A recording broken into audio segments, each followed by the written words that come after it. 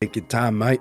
Well, no need to take my time because we are now live. Hey, what's poppin'? Hello, good evening, everyone. Konbanwa. Yokoso. Konbanwa. Waga no haishin ne. Welcome to this month's episode of Shrine Talk, and it's Shrine Talk episode 7 with me, your host, Inori. And today's guest is none other than Takemi Hamazaki. Let me just give What's you a pop? brief shout out in the chat. For those Yes. who haven't followed Takemi yet, please do follow Takemi. They, well, he mostly plays fighting games, but in terms of streaming, he's a variety streamer, if I'm not mistaken. Yes.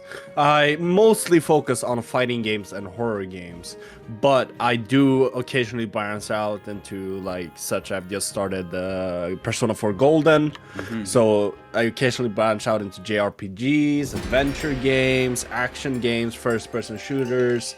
It's really everything, but the main two topics that I focus on is horror games and fighting games. Oh, awesome. Okay. Yo. Wait, that's weird. I heard a chime of one of my alerts, but didn't show what exactly that was. But oh well, I'm just gonna ignore it for now. All right. All right. Before I continue on, it was I. Oh, what did you do? Oh, you did. All right. I'll check that later, Donation. Strubly. Thank you. Thank you so much. It's weird. Pretty sure I set. Okay, I'm gonna check this during intermission, but I'll focus on the episode for now. But before we get to that, I'd like to, of course, welcome our two new Foxtrots, Strubly and Athelia Demion, or Momo. Thank you so much for following. Both of you are now officially Foxtrots. Yay! And during the pre-roll, Chaos and Skull were doing the typical thing. Posture check and hydrate, so I'm gonna do that now. Because there were a lot. Posture check 4 times, let's go! Yeah, I'm just gonna do an overall posture check, not just on my back, but like other body parts.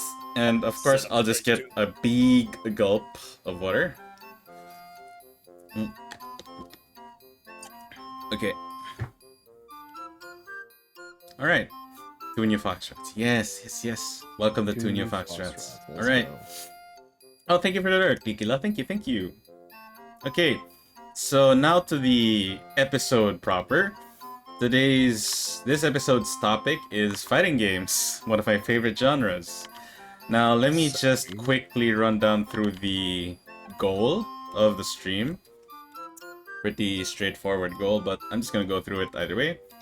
So the goal is to get more in-depth with the nature of fighting games. Because in my honest opinion, if you compare fighting games to other genres of video games, it's a different beast. Okay, next, I want to convince viewers to appreciate or try fighting games beyond the casual landscape. Briefly bring to light the fighting game community, its strengths, weaknesses, importance, shortcomings, rooms for improvement, etc. I'd like to also share our favorite fighting game moments, fighting games, etc. And lastly, changes we'd like to see in fighting games, specific titles or the genre in general, and of course the FGC moving forward. Alright, so, first question is arguably the most important one. How would you define a fighting game? How would I define a fighting game? Well, for me, when somebody asks me hey, what is a fighting game? I go, it's a combination between both luck and skill. It's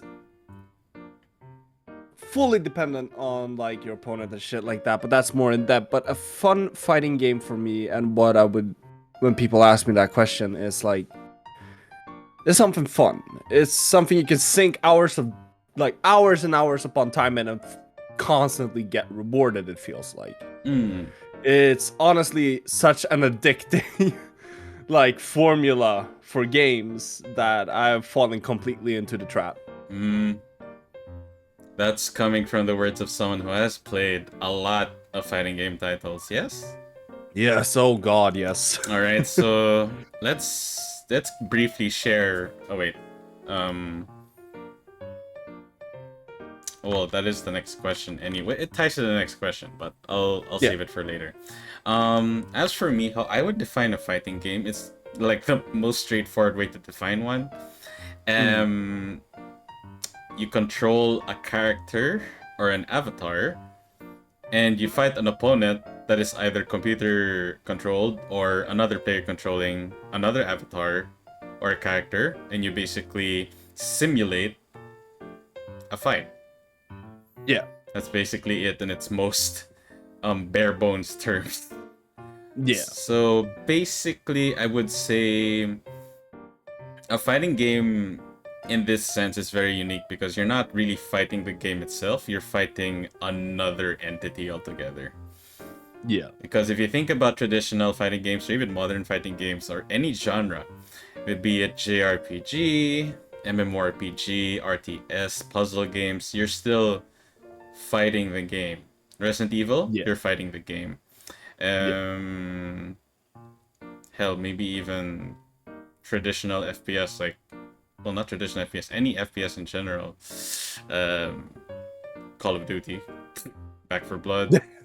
You're still fighting the game to some extent because the game gives you certain tools and everything. Hell, even racing games, Need for Speed. Yeah. Yeah, you're fighting the game. You're trying to beat the game. Yeah. Puzzle games as well, like most basic platforming puzzles like Celeste. You are fighting the game, but a fighting game in itself, you're not fighting the game at all. The game is practically like a stage or an arena for you to fight other people. MOBA. Well, Not a fighting game. MOBA's not a fighting game, but you are definitely fighting. You are definitely fighting other entities that are controlling heroes or avatars or characters. Yeah. But I would still differentiate MOBAs from fighting games for primarily one basic reason. Fighting games are usually traditionally a 1 versus 1, mano a mano situation. MOBA is usually team. Yep, MOBA is team based in my opinion. Yeah, these are teams of people. Yeah, teams of people. It doesn't matter how many. Can be 3, can be 4, can be 5, can be 8. Doesn't matter. Teams of people fighting another group of people. Basically, 2 or more teams fighting in the same general arena or area. And that's a MOBA. But a fighting game is traditionally and even modern has still been a 1 versus 1 scenario. Yeah. All right. So next question: what's the first fighting game you've ever played? Oh, dude. Do we count brawlers? Brawlers like Brawlers, beat 'em ups. like nah, brawlers as in like Super Smash Bros. Yeah, that counts. Okay, then Super Smash Bros. For the N64. Whoa. Whoa, 64.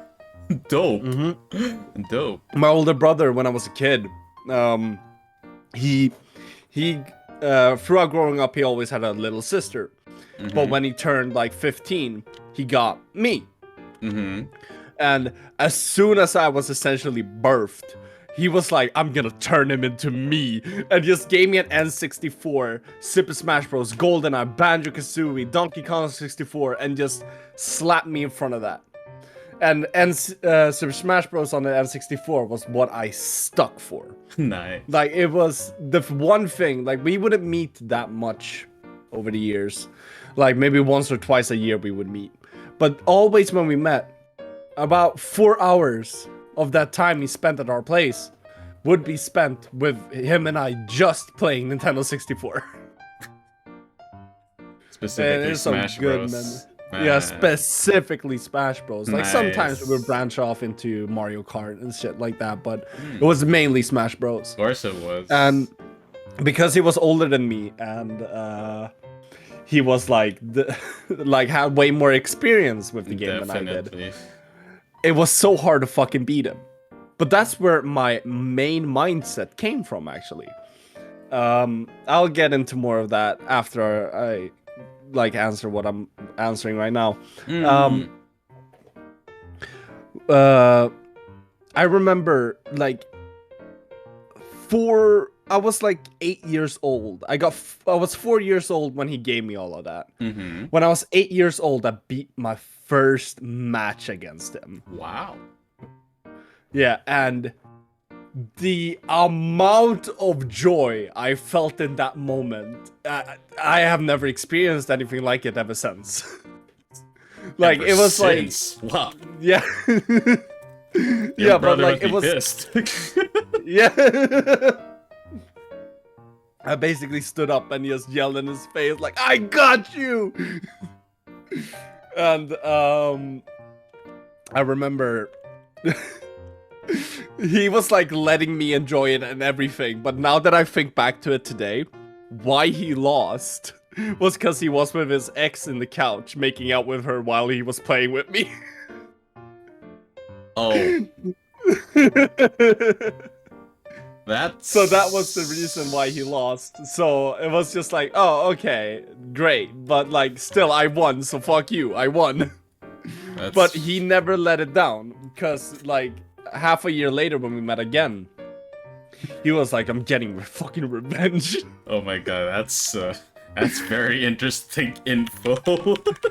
Yeah, like, me and my brother have always been highly competitive with each other. Like me and my older brother, especially when it comes to games.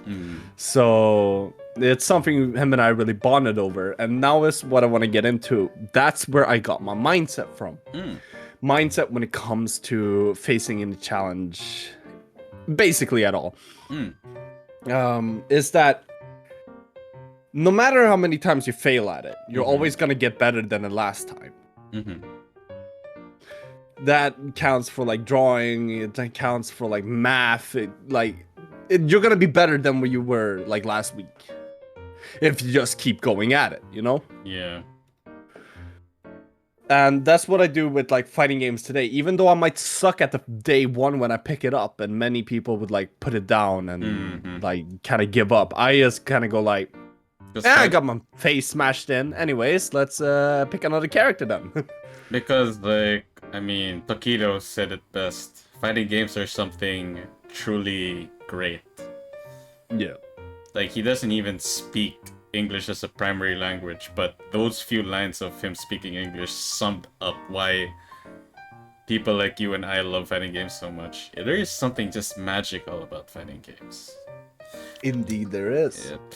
Well, as for me, the first fighting game I've ever played was actually Tekken 3. Yep. Oh, really? Tekken 3, yes. I was, I think, 5 at the time. And at that point, like, my first gaming milestone, I think when I was like 4 or 5, was I finished Super Mario 64. Yeah, I finished Super Mario 64, 120 stars. Damn. I have no clue how I managed to do that at a very young age, but apparently I was able to. Yeah, that's the same mystery I've been blessed with when it comes to Ocarina of Time on the N64. Like, I look back and like, how the fuck did I beat this? Yeah, like, yeah, you tried. I remember I had the same experience when I played Ocarina of Time and Majora's Mask on 3DS. I'm like, how did I clear this as a kid? Yeah. It was so weird. But anyway. Like, what kind of big brain, like, it's not omnipotent being was I? Chaos, I don't think it's actually the time. Like, if I were to spend a period of 50 hours as a kid trying to defeat the water temple, I probably would have had a blast. But if I was spending 50 hours trying to clear the water temple as I am now, I'd be furious. I'd be like, yeah. Why is it taking me 50 hours to clear freaking water temple? I can finish Resident Evil 3 Remake 50 times with the amount of hours I have spent. Hell yeah. Yeah, anyhow, it was a big mistake that my question. Okay, I'll take note of your questions, Truby. I will entertain this later during the Yeah, we intermission. have Yeah, a we have an little bit intermission later. where we will entertain your questions. Don't worry about it. I'll take note of it. Yeah. Okay. Um, my brother was the one who introduced me to Tekken 3 because Mm. at that time he and his friends were into a lot of Tekken. And Ah. I still remember this. He had a very crumbled up like yellow notepad, a yellow pad paper with a lot of the Mm. inputs and combos of stuff, and I'm just like, I don't understand Oh this my shit. god, yes. I don't understand this shit. But then Yeah. he's like, come on, Yoko, I have to introduce you to fighting games. I'm like, I don't know what this is, but okay. So, Yeah. the first person I picked was Paul because I thought he was cool. Like he had a biker jacket, he had flame, and he had a ridiculously Yeah. straight, tall, vertical hair. And I'm just like, I'm picking this guy. I'm totally picking this guy. And I went through his move list, and I was doing some of it. I'm like, oh, okay, the up forward, 3-4. Okay, that's cool. And then came the infamous Death Fist. Like I just Death saw there in Fist. the command Oh, list. I'm yeah. like, huh. So I pressed down, forward, forward, and then triangle. Okay. Took me a couple of tries because the kid in me was like, down, forward, forward, triangle. It wasn't a smooth motion I was actually doing. Yeah, it was like Yeah. static, like Static. playing video Yeah. games. Yeah. But when I first named it, I'm like, oh, that's what the Death Fist is. Okay. Yeah.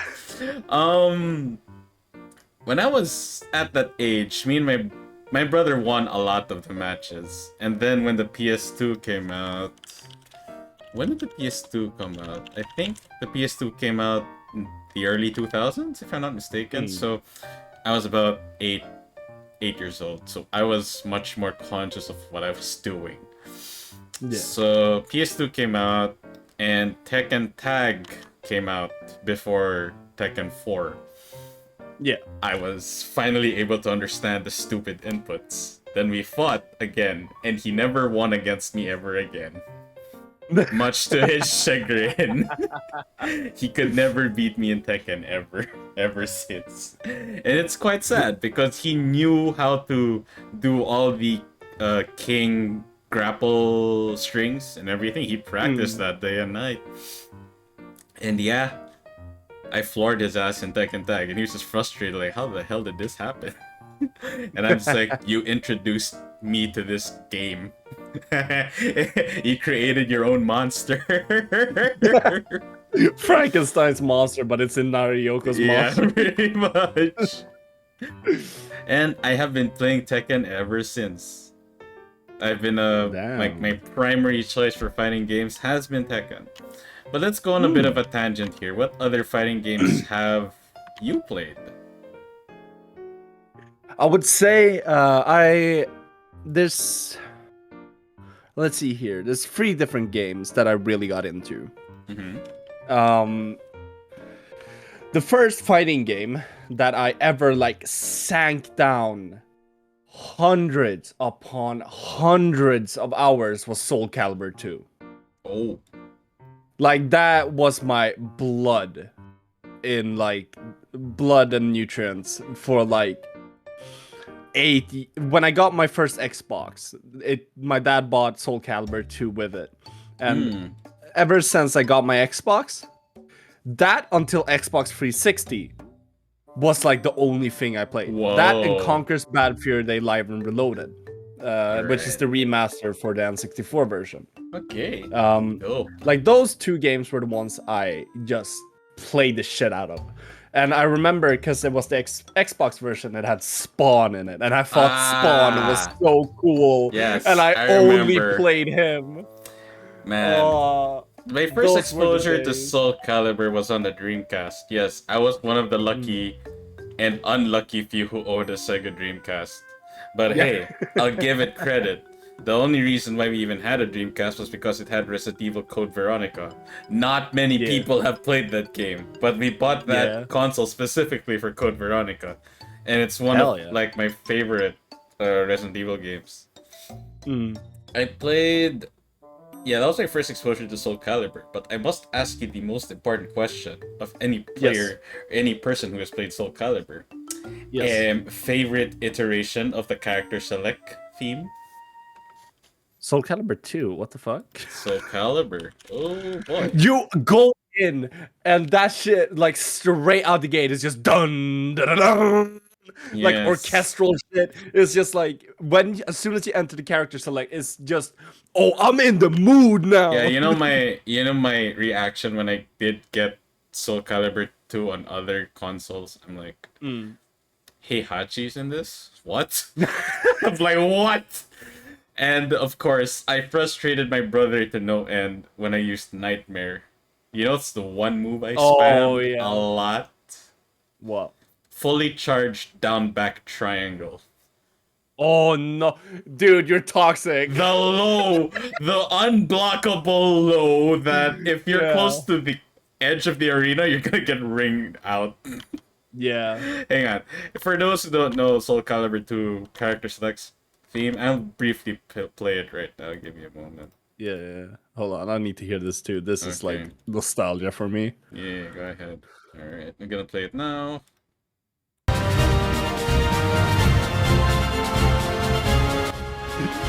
That's what I'm talking about.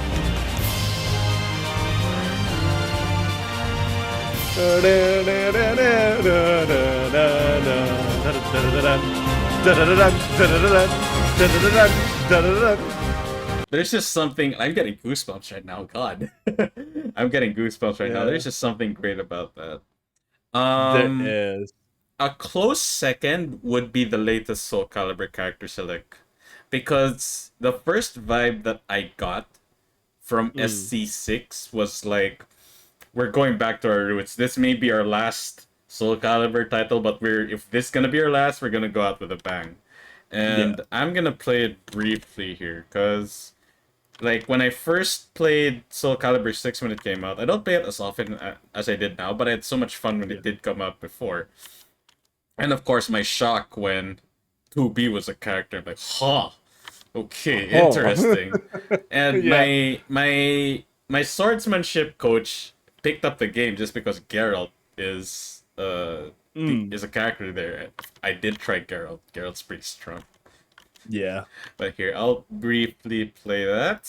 Hang on. Okay, no ads this time. Good.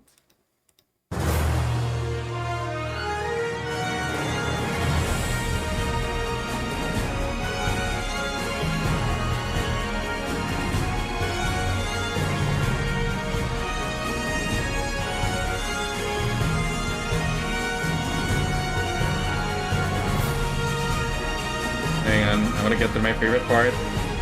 Yeah.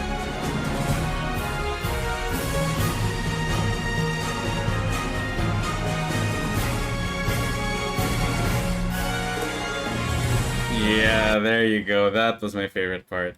There's just really something The, about that theme. It's very slow paced compared to Soul Calibur 2, yeah. but like the epicness is there. You can hear bits of the older titles there just in that.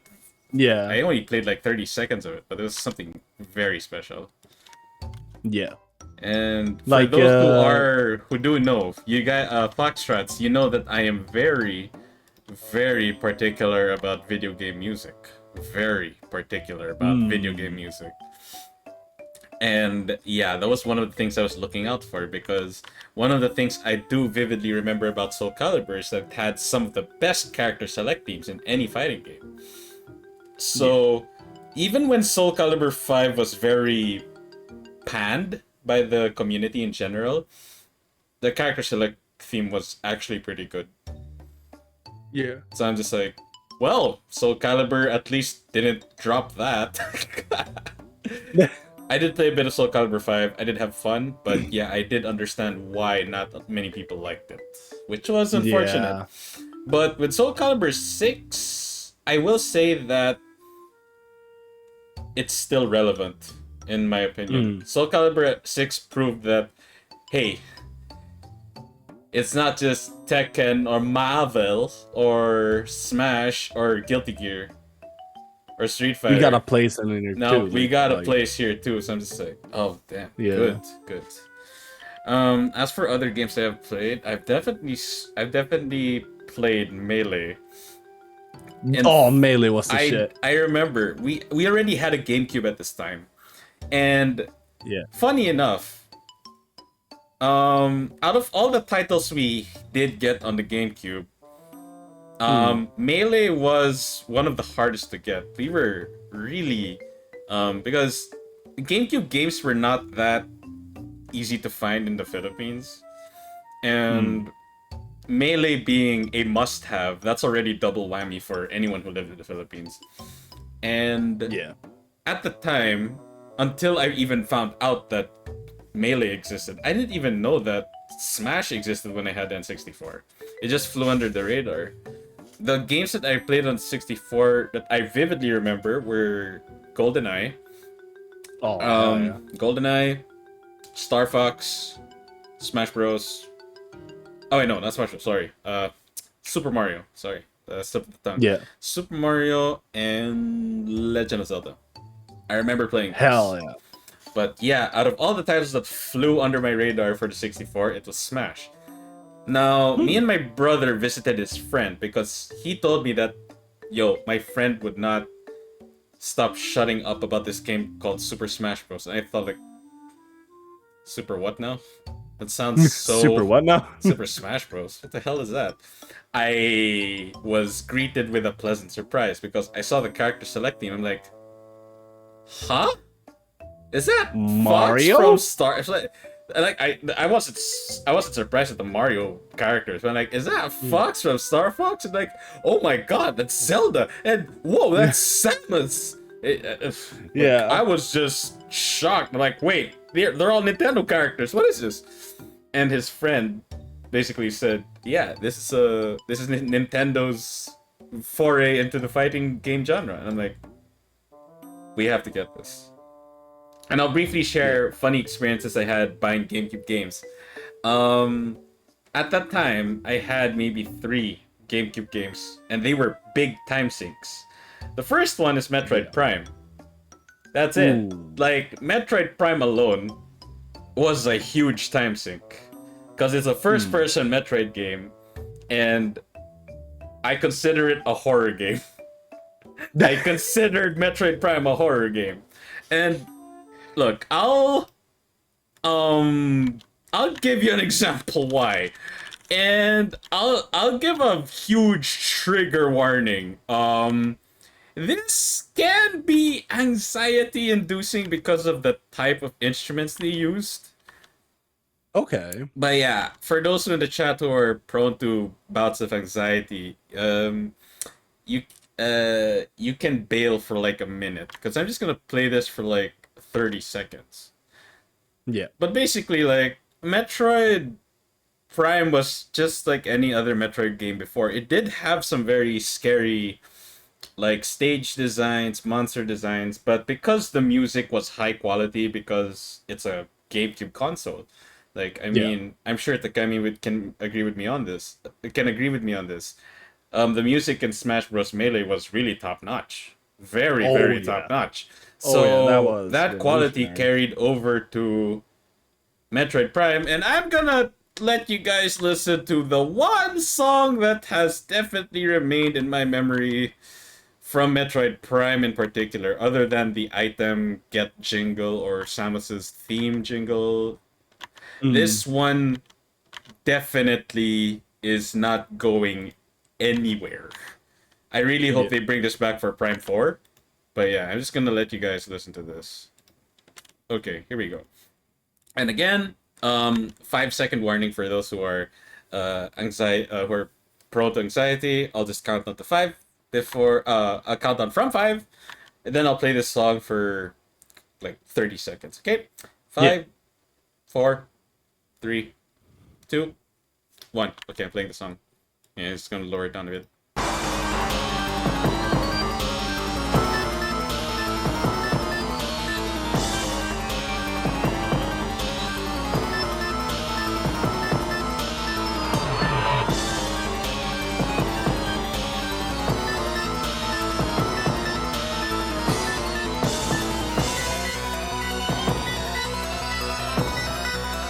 Okay, that's enough. That's giving me PTSD right now. Yeah. Okay. Just for some context. The reason why that song sounds very intense is because up to that point, that is the first invisible enemy that you fight. And the Really? scary thing is, the way they're introduced is masterful. So you go back to this boss area because there is a door that you couldn't open the first time you went in there. It's very Metroidvania type, exploration. Like, oh Yeah. wait, I got this item. Now I can use this item to unlock that door a couple of rooms back that I couldn't go to. Yeah. Now, it's what you might call backtracking, and I understand why a lot of people don't like it or find it stupid, but when done right, it is very, very satisfying to do. But anyway, so I went back to that boss room, and the funny thing is,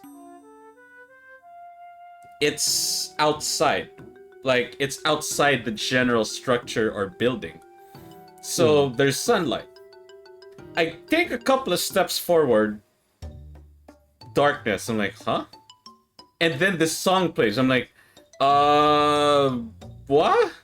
And then I can hear shrieks in the background, and I'm like, enemies. I don't see them. And I'm trying to use Samus's lock-on system to lock onto them, but because at that point you do not have the X-ray visor, you have to manually aim, and they are very agile. Like, it's not like you can't see them, but they are very difficult to see with the naked eye. And the scanner visor only tells you, like, gives you information, and I'm just like, I am screwed. They hit hard, and I'm like, I go to the door. I go to the door, and it's grayed out. I'm like, I have to kill these things. At that time, I think I had like 4 health tanks, and each health tank is like 99 HP, and they depleted like half of that. And I'm like, that's just like 3 of them. And they're not even considered bosses. They're just considered standard mobs. Oh boy. Yeah, I can imagine the horror that came with that. Yes, so that's a huge time sink. Now, funny story is that the 2 games that I had very memorable stories was Resident Evil 0. Was it Resident Evil 0? No, not 0. Wait. No, it wasn't 0. Resident Evil 4 and Legend of Zelda Wind Waker. Both games, when I tried to buy it at this one retailer that I know, for some dumb luck, me and my brother were really lucky. We kept buying the last copy. The last copy, yeah.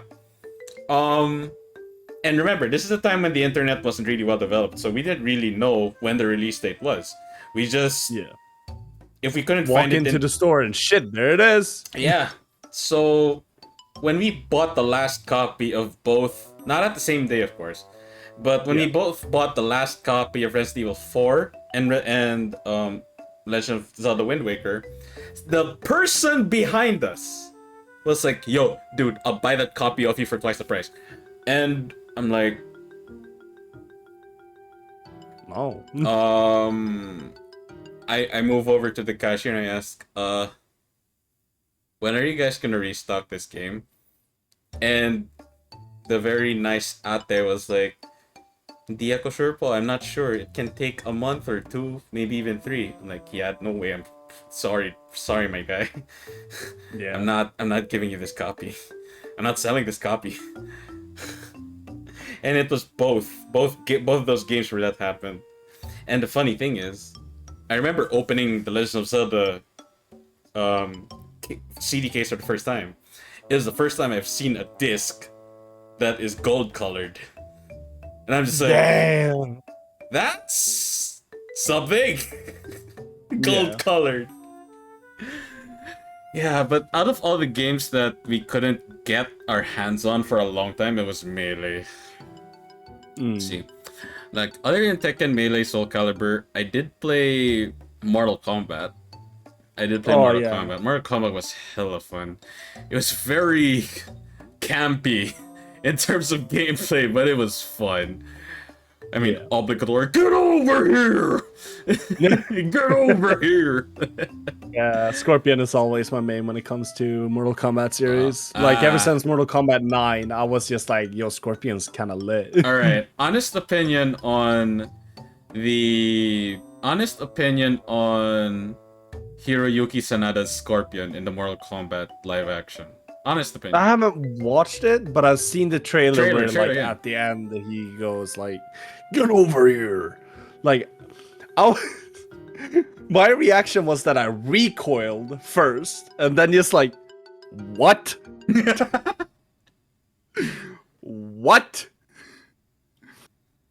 But, like, it's not kind of grew bad. on me. Yeah, it's not bad. Like, yeah, but it was such a stray from, like, the original. It is a stray, because, I mean, think about it. For those who have played Metal Gear Solid... Wait, have you played Metal Gear Solid? Yes. Okay, so when David Hayter says the line, kept you waiting, huh? It's very iconic. Yeah. When you hear Kiefer Sutherland say that, it's just not the same. It's not like it's not like it sounds bad, but you just cannot hear any other person hearing... other than David Hayter saying that line, kept you waiting, huh? No, you can't hear any other person but David Hayter. So when I watched that, I was like, not bad, but it's not Ed Boon saying get over here. Nah, I need that voice clip. Yeah, like, it needs to be him. It needs to be him, but oh well. Yeah. I will say, it was a very good effort. I think it could have been way worse, for sure. It could have been way worse than it was, but it was a very good effort. Get over here! Could you imagine saying that in Japanese? Oh no, I don't even know. What is it in Japanese, my guy? Tell me. Get over here in Japanese? It doesn't have the same ring to it.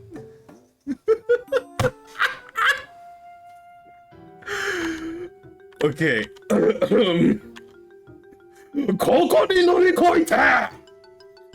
Oh my god! Doesn't have the same ring to No, it. it does not. It doesn't. It just doesn't. It doesn't. It doesn't. Yeah. I'm not doing that again. All right. Yeah, no. My first Street Fighter was Street Fighter 4. I did play Street Fighter 4. Yeah, Street Fighter 4. And then I saw the very famous Evo Moment 37. I'm like, I have to emulate SF3 Third Strike now. I need to know. And when I sunk in enough time in Third Strike, I'm like, oh boy. I understand now why that move was so risky. Like, you're not tapping back to parry. You're tapping forward to parry. Yeah, and like, for those tapping back, you still have the chance to block it. But if you're tapping forward, it's like, if I'm not mistaken, you need... The input for that is 4 frames out of 30 seconds, because that game... 30 frames, because if I'm not mistaken, that game ran at 30 frames per second. Yeah. And you have 4 frames. 4 frames at 30 FPS. So if you do the math, that's like practically 2/15ths of a second. Yeah. To input that window. Now, if you do the most basic math, if the game was running at 60 frames per second, you just have to do it at 8. So that's a bigger window. But because of the graphical limitations and the performance, it's like 4 frames. I'm like, yeah. He did that 15 times. 15 times! In a winner... No. Loser's final. Was it loser's final or winner's semis? Winner's semis, sorry. Winner's semis. Winner's semis. And... Wait, winners or losers? I'm not even sure anymore, but I know it was semis. And this was against Justin Wong. It's not some cheesecake or cheeseburger. No, it's Justin effin' Wong. Yeah. He probably did have Wong factor back then, but he was still no joke. He was still no joke. So I'm just like, holy god, this mad guy just did that live in front of hundreds of people. He would have gotten eliminated for trying something really stupid, but it worked. God. From Street Fighter 4 though, I will credit Street Fighter 4 for like awakening the competitive fighting game player in me. That's where it really started. I took fighting games a lot more seriously ever since Street Fighter 4. Other fighting games that I have played, a lot of people don't know this title.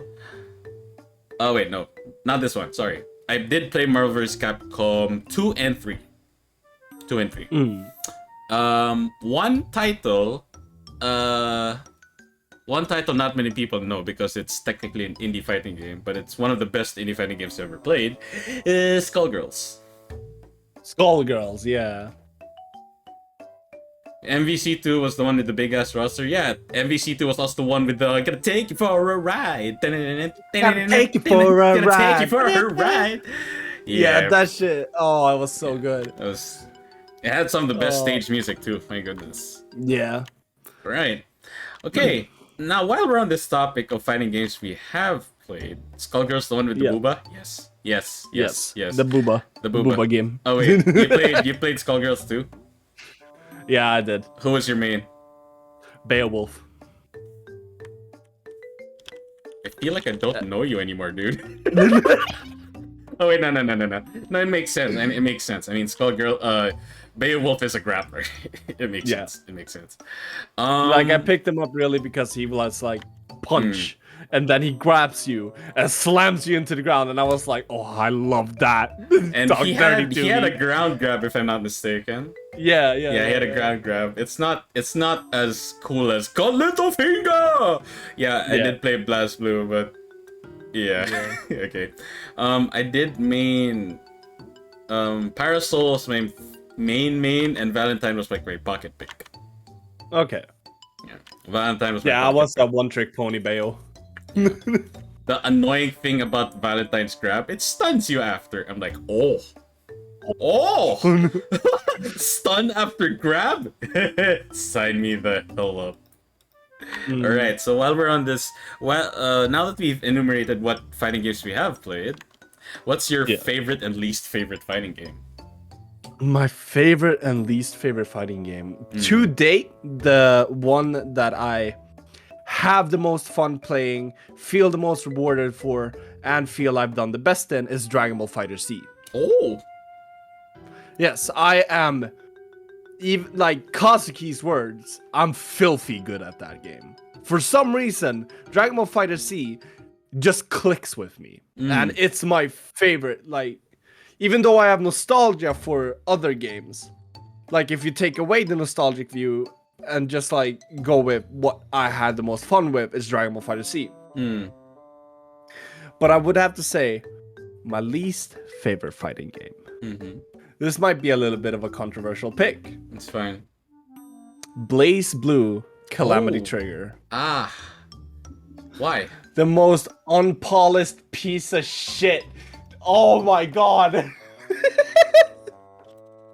Like, it had its shortcomings and everything, but like it was just too many shortcomings and too little big ups. Wait. Oh my god, what? Calamity Trigger? Yeah. The first iteration of Blaze Blue. Oh, I see. Yeah, like,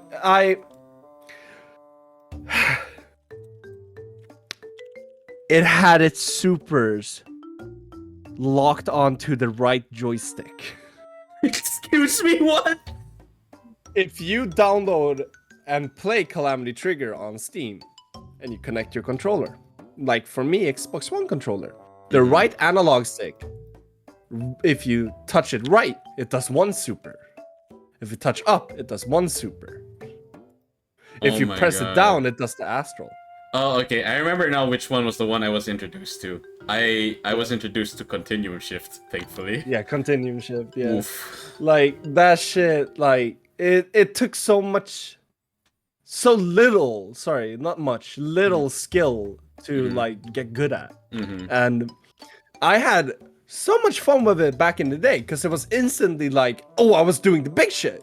Like, one flick of the joystick, and now I'm doing, like, a flashy cutscene. But now that I look back to it today, that's just scuff.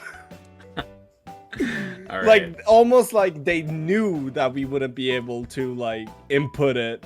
So they just, like, okay, let's just map it to the right analog stick.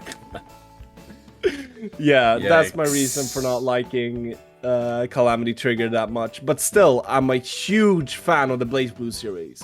Don't get me wrong. I'm a huge fucking fan. But, like, Calamity Trigger, not the best game, my guy. It's alright, understandable. Alright, for me, big surprise. My favorite fighting game is Tekken. Yeah. I mean, I've said it before. Me and a friend agreed that if every fighting game was in its best iteration, Tekken is the best fighting game there is. Honestly speaking. Because if there's one thing that, I mean, okay, I'll try my best not to spend too much time. But one of the most basic things from the foundation of Tekken that makes it so intuitive is that the buttons are mapped to limbs. Yeah. 1 and 2 are cool. 1 and 2, which is square and triangle, are mapped to your left and right arm. 3 and 4, which is X and circle, are mapped to your left leg and right leg. Yeah. It's just so intuitive. And that's why that is also why like a lot of people get a little amazed and thrown off. Like, you just main one character in Tekken, right? No, I mean a couple. How do you memorize these characters and their 50, 60 move lists, sometimes 100 if you play someone like Xiao Yu? I'm like, I don't know. I just do. I just do. Yeah. Yes. Like, I remember playing Tekken 6 with my boys back in the day. We used to sit in my friend's garage and play Tekken 6. And the day we realized that they were mapped to limbs, we were like, that's so cool! Welcome to the club. Like, I remember pressing square, and only the right arm would do punches. No matter the direction, I would, like, tap the analog stick. I was like, what? And then I would press triangle. And there's just like, wait, are these mapped to different limbs? And we all had a moment of just staring at each other. Yes. Yes. Alright. My least favorite fighting game. Oh wait, this is a no-brainer. Street Fighter X Tekken. Yeah. Oh my god. Let's make your character a little bit more powerful. Do you know why I did not say Marvel vs. Capcom Infinite? Because I didn't play it. Yeah. That's why I did say it. If I did, I probably would have said MVC Infinite was garbage. I would have said that it's my least favorite. I would have put Street Fighter X Tekken above that even, because it was at least fun. But, man, my main complaint about Street Fighter X Tekken was the freaking gem system. Oh, yeah. Who thought it would be a smart idea to give people gems that broke you out of throws once per match? I'm like, you want to say that again? Once per match. What? Say that again? Yeah, once per match. What do you do? Break out of throws. Excuse me. Yeah. Excuse me? Excuse me? What? And it was sad because, you know what was my cancer-inducing lineup there? I had freaking King and Zangief. King and Zangief. No. King and Zangief. No. Okay? King and Zangief.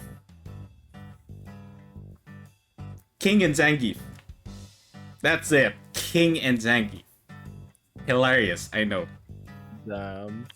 It was fun to play. I had genuine fun playing that, but the moment the gems were in the equation, I'm like, no. Yeah. F this game. Yeah. All right. Fourth question for part 1. How's the FGC in your country? So let's start with you, Takemi. How's the FGC over there in Sweden? The FGC is very much alive in Sweden. Like, we have Main Daddy Swee, we have Main Man Swee, of course you guys do. Yeah, Main Man Swee. And we have that. I forgot his name, but we have that Smash Bros player. Oh, Leffen and Armada. Leffen and Armada. Yeah, those two are big icons from Sweden. And like, when Armada got big, it was really like the Smash Bros community in Sweden really took off. Yeah. Yes, I'm in Sweden. What's up? Yeah, Armada is indeed one of the 5 gods. God, I haven't heard that term in years. Oh my god. Let's just go on a bit of a tangent here. For those who are unaware of the 5 gods, the 5 gods are Armada, Dr. PP, Mango, H-Box, and Mewtwo King. Yeah, Mewtwo King. Their time is long past. If anything, the only one left that can stir fear is H-Box. Yeah, H-Box is a fucking menace. Still a threat. A major threat. A threat to the economy. Hungry Box is still a major threat in any tourney. Like, you will be an idiot if you think that just because H-Box is old. No. Yeah. He's still really fucking good. Yeah. And he only means one character. One. Jigglypuff. Oh, it's such a troll pick and I love it. Yeah, let me pick a floaty, defensive, really easy to launch character, but it has a one-hit KO. Yeah, let me pick what's generally considered as the weakest character and just turn them into God. Yeah, literally.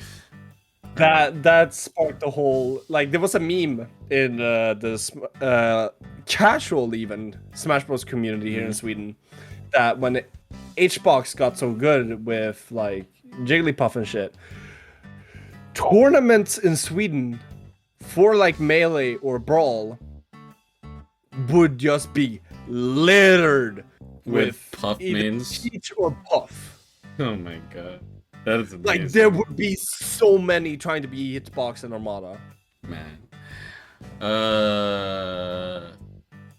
Man, when you said Main Man Sui, I could hear the Aish in my ear. I could hear the Aish. Aish! I could hear it. I'm like, oh my god, Main Man Sui. Main Man Sui. Aish! Yeah. Aish! Aish! Aish! And his maniacal laugh. Hurrah! Yeah, that I'm like, God, I love Main Man Sui. Yeah, Main Man Sui is a fucking icon, dude. Like, when it comes to Main Man Sui, he really like took apart the commentating and that's good. Like, enjoyment role really good. Like, otherwise it's just fully concentrated players on Tekken, but Main Man Sui was really one of the big ones. Except for Arsenal, if you know that YouTuber. Arsenal that does Tekken. Yeah, Arsenalty. Like, those two, when I started getting into Tekken 7 a lot, were the ones I watched, because they were genuinely fucking fun. You should watch Masood, then. Yeah, alright. You should watch Masood. Tekken 7 Season 4, I think. Tekken 7 Season 4. Tekken 7, I think. I forget. Oh my god. Anyway, so your FGC there is primarily Tekken and Smash, is that it? Or is there more?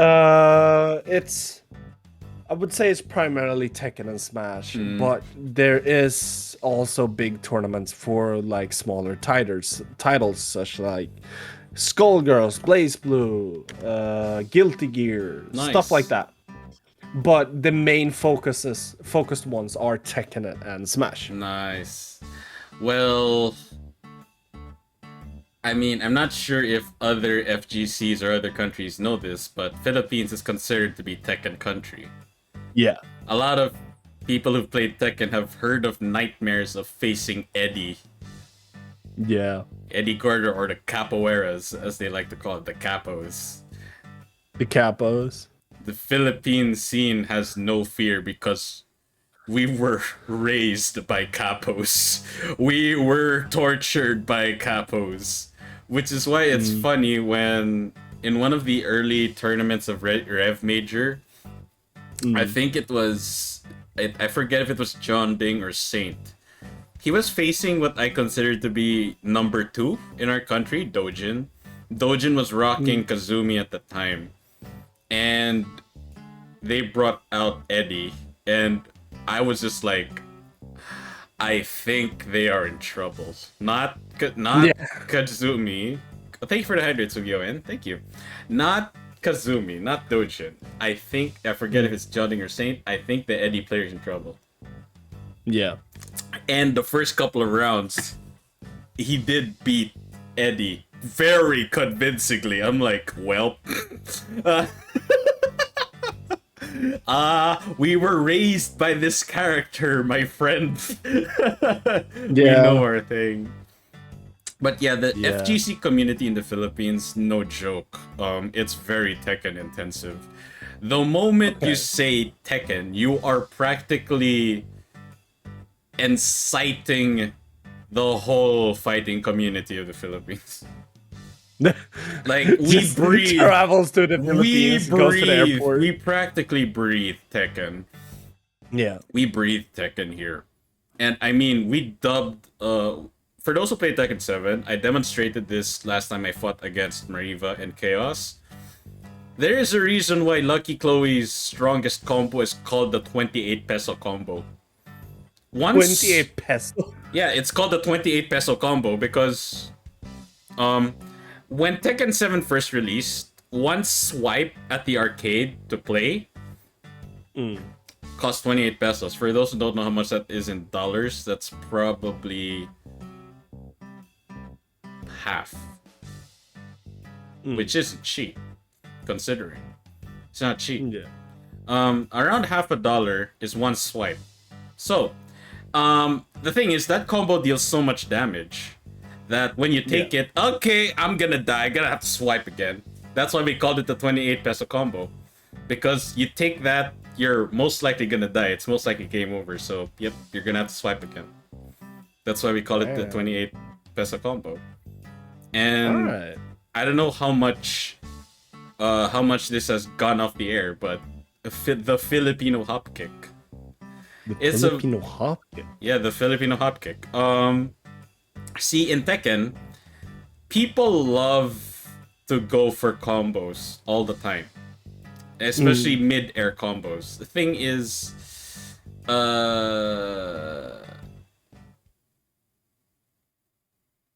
launching people in the air are not exactly what you'd call safe moves. There are only very few safe launchers.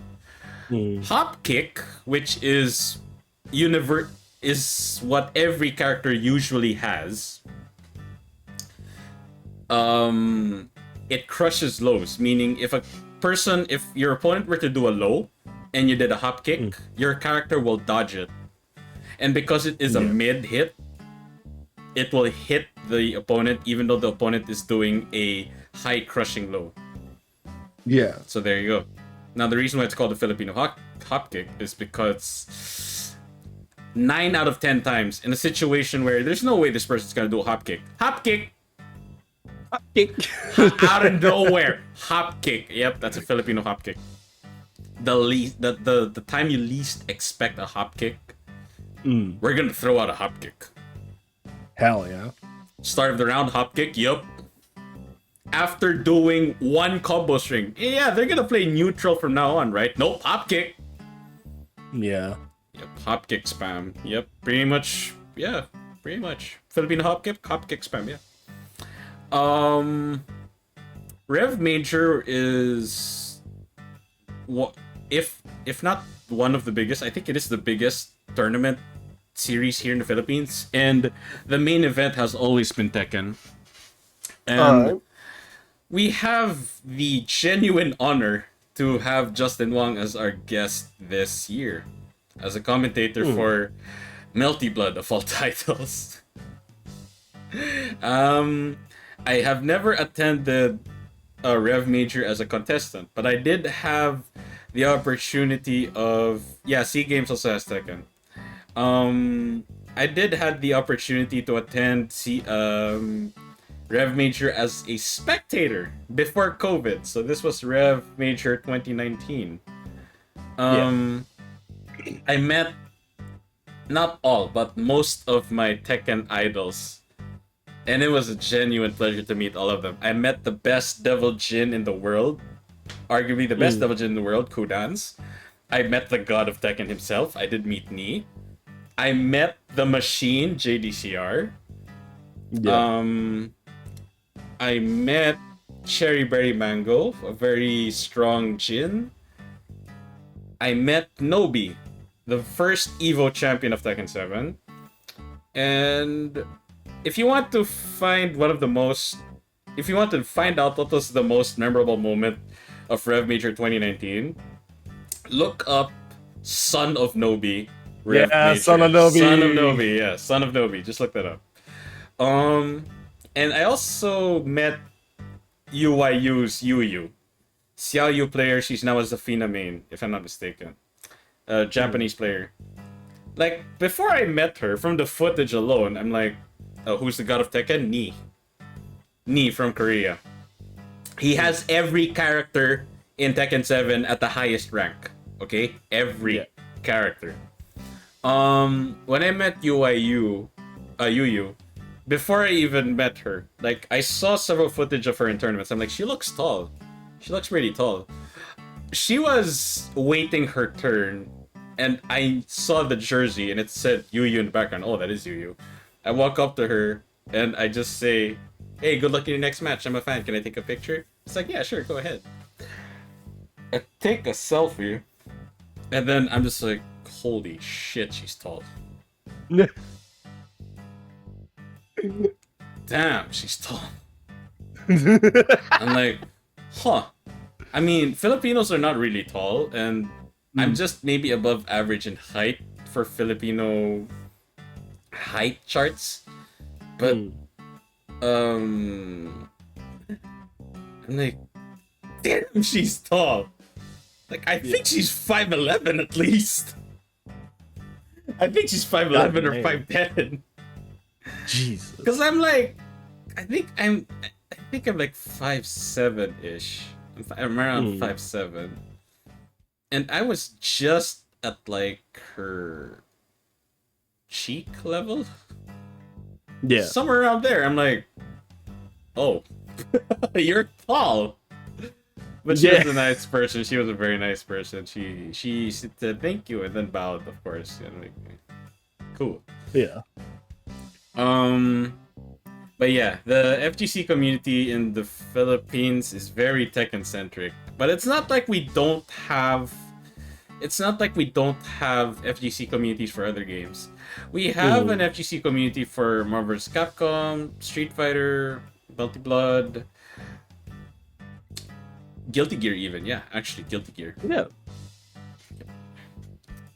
Okay, last question for part 1 of this talk. Alright, have you ever joined fighting game tournaments? I wouldn't. There's been 2 times I was involved as a participant in tournaments. Actually, do we count online? Yeah, that counts. Okay. Then I've been participant in 5 different. My first, like, I wouldn't call it. It was a tournament. But not like a proper FGC tournament. But like, what's it called? It was when Naruto Storm 4 had just released, and I was at a con, and you could, if there was a tournament, and if you placed first, you could get an early copy. Whoa. Yeah, and me and my friends, who were like really big into Naruto at the time, specifically the Storm series, we're just like, yo, let's fucking go. Give it a go. Like, yeah, give it a shot. Like, why not? It's gonna be fun anyways. Like, new mechanics and everything. So they had added some new mechanics. It was a little bit hard to get our hands around. My friend got outed in the pools. My other friend made it to like quarters. I made it to the finale. Nice. Yeah, of like 10 to 15 other people that were in it, I was the second place motherfucker in that. Hey, grats. Yeah, and the best part is, my friends like cheered me on because this other guy was playing Sasuke, like a generally strong character throughout all the games. Were you But you know who was my pick? Naruto? No, Sakura? think shitposty. I'm not that well versed. Okay, in Naruto, well, so- it is Might Guy. Throughout the Storm games, he had been quite shitposty, specifically because of his dynamic entry jutsu. And like, I remember just landing it once on this finale guy who was way above my league. Like, I was getting trashed in that finale. But like, I landed it once, and I could hear like my friends in the background and some other like Spectators? spectators just go, "Woo!" Oh my Just- god.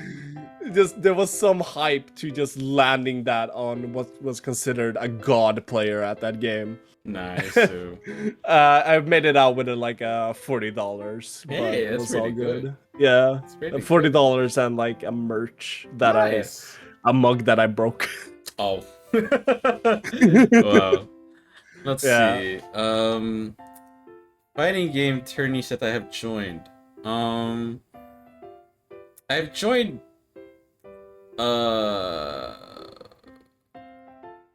maybe two. Just two local tournaments. They're not even big ones. Yeah. The first one, Takemi's tourney. Oh yeah, I did. Okay, let's make that 3. I had a tournament. Yeah, you did. Wait, that's 6 then for me. Right. Okay, first local tourney I joined for Tekken 7, and this was when I was still like not that high into researching characters in Tekken 7. I was just learning the basics. But I was able to get on not top 8, but I think I lost pools at a 1-2 record. So it was pretty good. And I was using Asuka at the time. She wasn't particularly strong. But I was glad that I was able to get a win. And I did lose. My first loss was not even close. But my second loss was actually pretty, like, good. Because I'm like, okay, at least I tried hard and the person wasn't flooring me. At least. That was my achievement. Yeah. Second tourney I attended was my school's a fighting game tournament held at my university. It was hosted by a Japanese pop culture group. Okay. And Yeah, mine used to have too. and it was Tekken Tag 2, if I'm not mistaken. Tekken Tag 2, yeah. Okay. I didn't win, I was second though. But I was happy because I'm like, hey, I can get second place in a Tekken Tag tourney, even though it's local, but it's okay. Yeah. And then of course there's Takemi's tournament, Melty Blood. Melty Blood. I didn't do particularly well. That's because of nerves. I credit it to nerves, but also I was fighting a beast of a player, Chaos. Chaos was Chaos. yeah, His Chaos, coma is no joke. Chaos is no joke. So the fact that I'm fighting someone clearly very skilled, and then I am not in the right mindset, I'm like, yeah, that was a recipe for disaster. Like, I got floored. I think I only won one round, not even a set. But that... It was single LMs too. It was still LMs too. And that did snap something in me. And wow, oh my god, the music stopped at that exact time when I said something snapped in me. Music stopped. Oh no! We're about to have a Goku transformation up in here. Nah, that really awakened like young Yoko, like, right, remember those days in the arcade? Yeah. Remember those days in the arcade when you beat people, they beat you, and then you triumphed over them? That part of you hasn't died yet, Yoko. It's still, I know, it's like, I was never dead. I was just in slumber. It awakened something in me. Yeah. And yeah, those are basically my experiences in terms of fighting game tourneys. That was great. Yeah. Mine, the others that I've had have been mostly centered online. But the other like IRL tournaments that I have had were 2 in my school.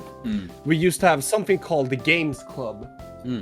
Sorry, my dad came in. Give me 2 seconds. No problem. Oh my god, I'll go to something later. But we used to have something called a Games Club in my high school.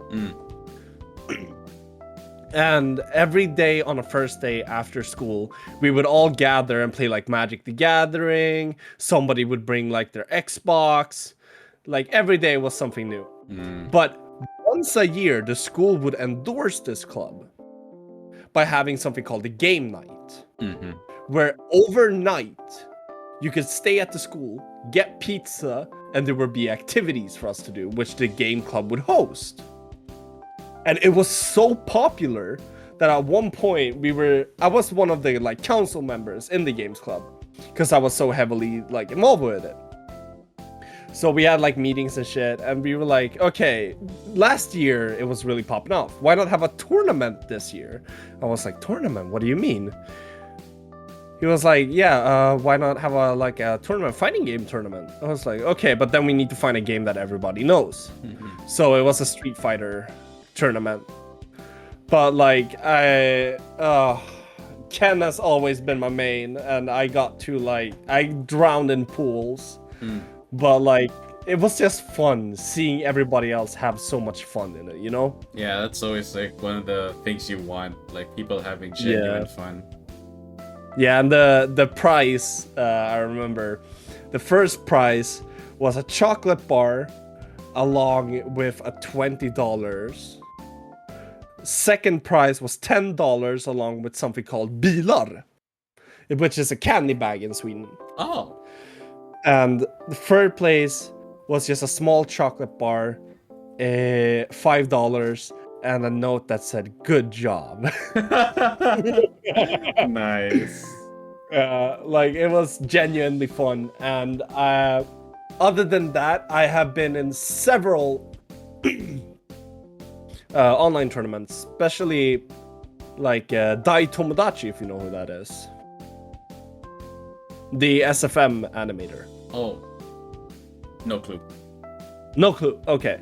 But he is an SFM animator that me and Kazuki used to know. Or like, rather, I used to know him because we kind of drifted apart. But I would be in his Discord server, and one day he was like, yo, let's have a tournament. And we played first Skullgirls, which I drowned in pools. Then it was Dragon Ball Fighter C, which I won. And then it was Cross Tag, which I won. Nice. Yeah, and it was genuinely fun in those things. Like, I think with Dai Tomodachi's like tournaments, it really awakened that like I can go competitive. You know, because it was like the first time I actually won. I was like, whoa, I'm actually good at something. Awesome. Yeah. Alright, that's part 1. Now for the intermission, and we are now going to entertain questions. First off, from Chaos, he left this for us in the discussion thread in my Discord. And yes, for those who... wait, let me just check. Let me make a new... Let me just make a new link and update because the one I have right now expires in a few hours. So I'm just gonna make a new one that will expire in 24 hours again.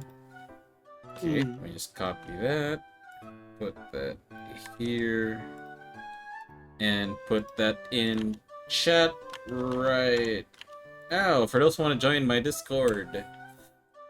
There you go. That link will expire in 24 hours. Okay? Yeah. It's just to make sure that bots don't sneak their way in, even with my moderation settings already set up. Anyway, so first question is from Chaos. What do you guys think about trash talking in fighting games? Trash talking in fighting games, man. Coming from someone who lives in a region that's very infamous for trash talk, which is the Southeast Asian region. Well, I will say this much. Trash talking leads to more problems than it does not. Yeah. Which is very unfortunate. Now, I told you back then about remember the days in the arcade. Yes, you can still give questions, no problem. Go ahead.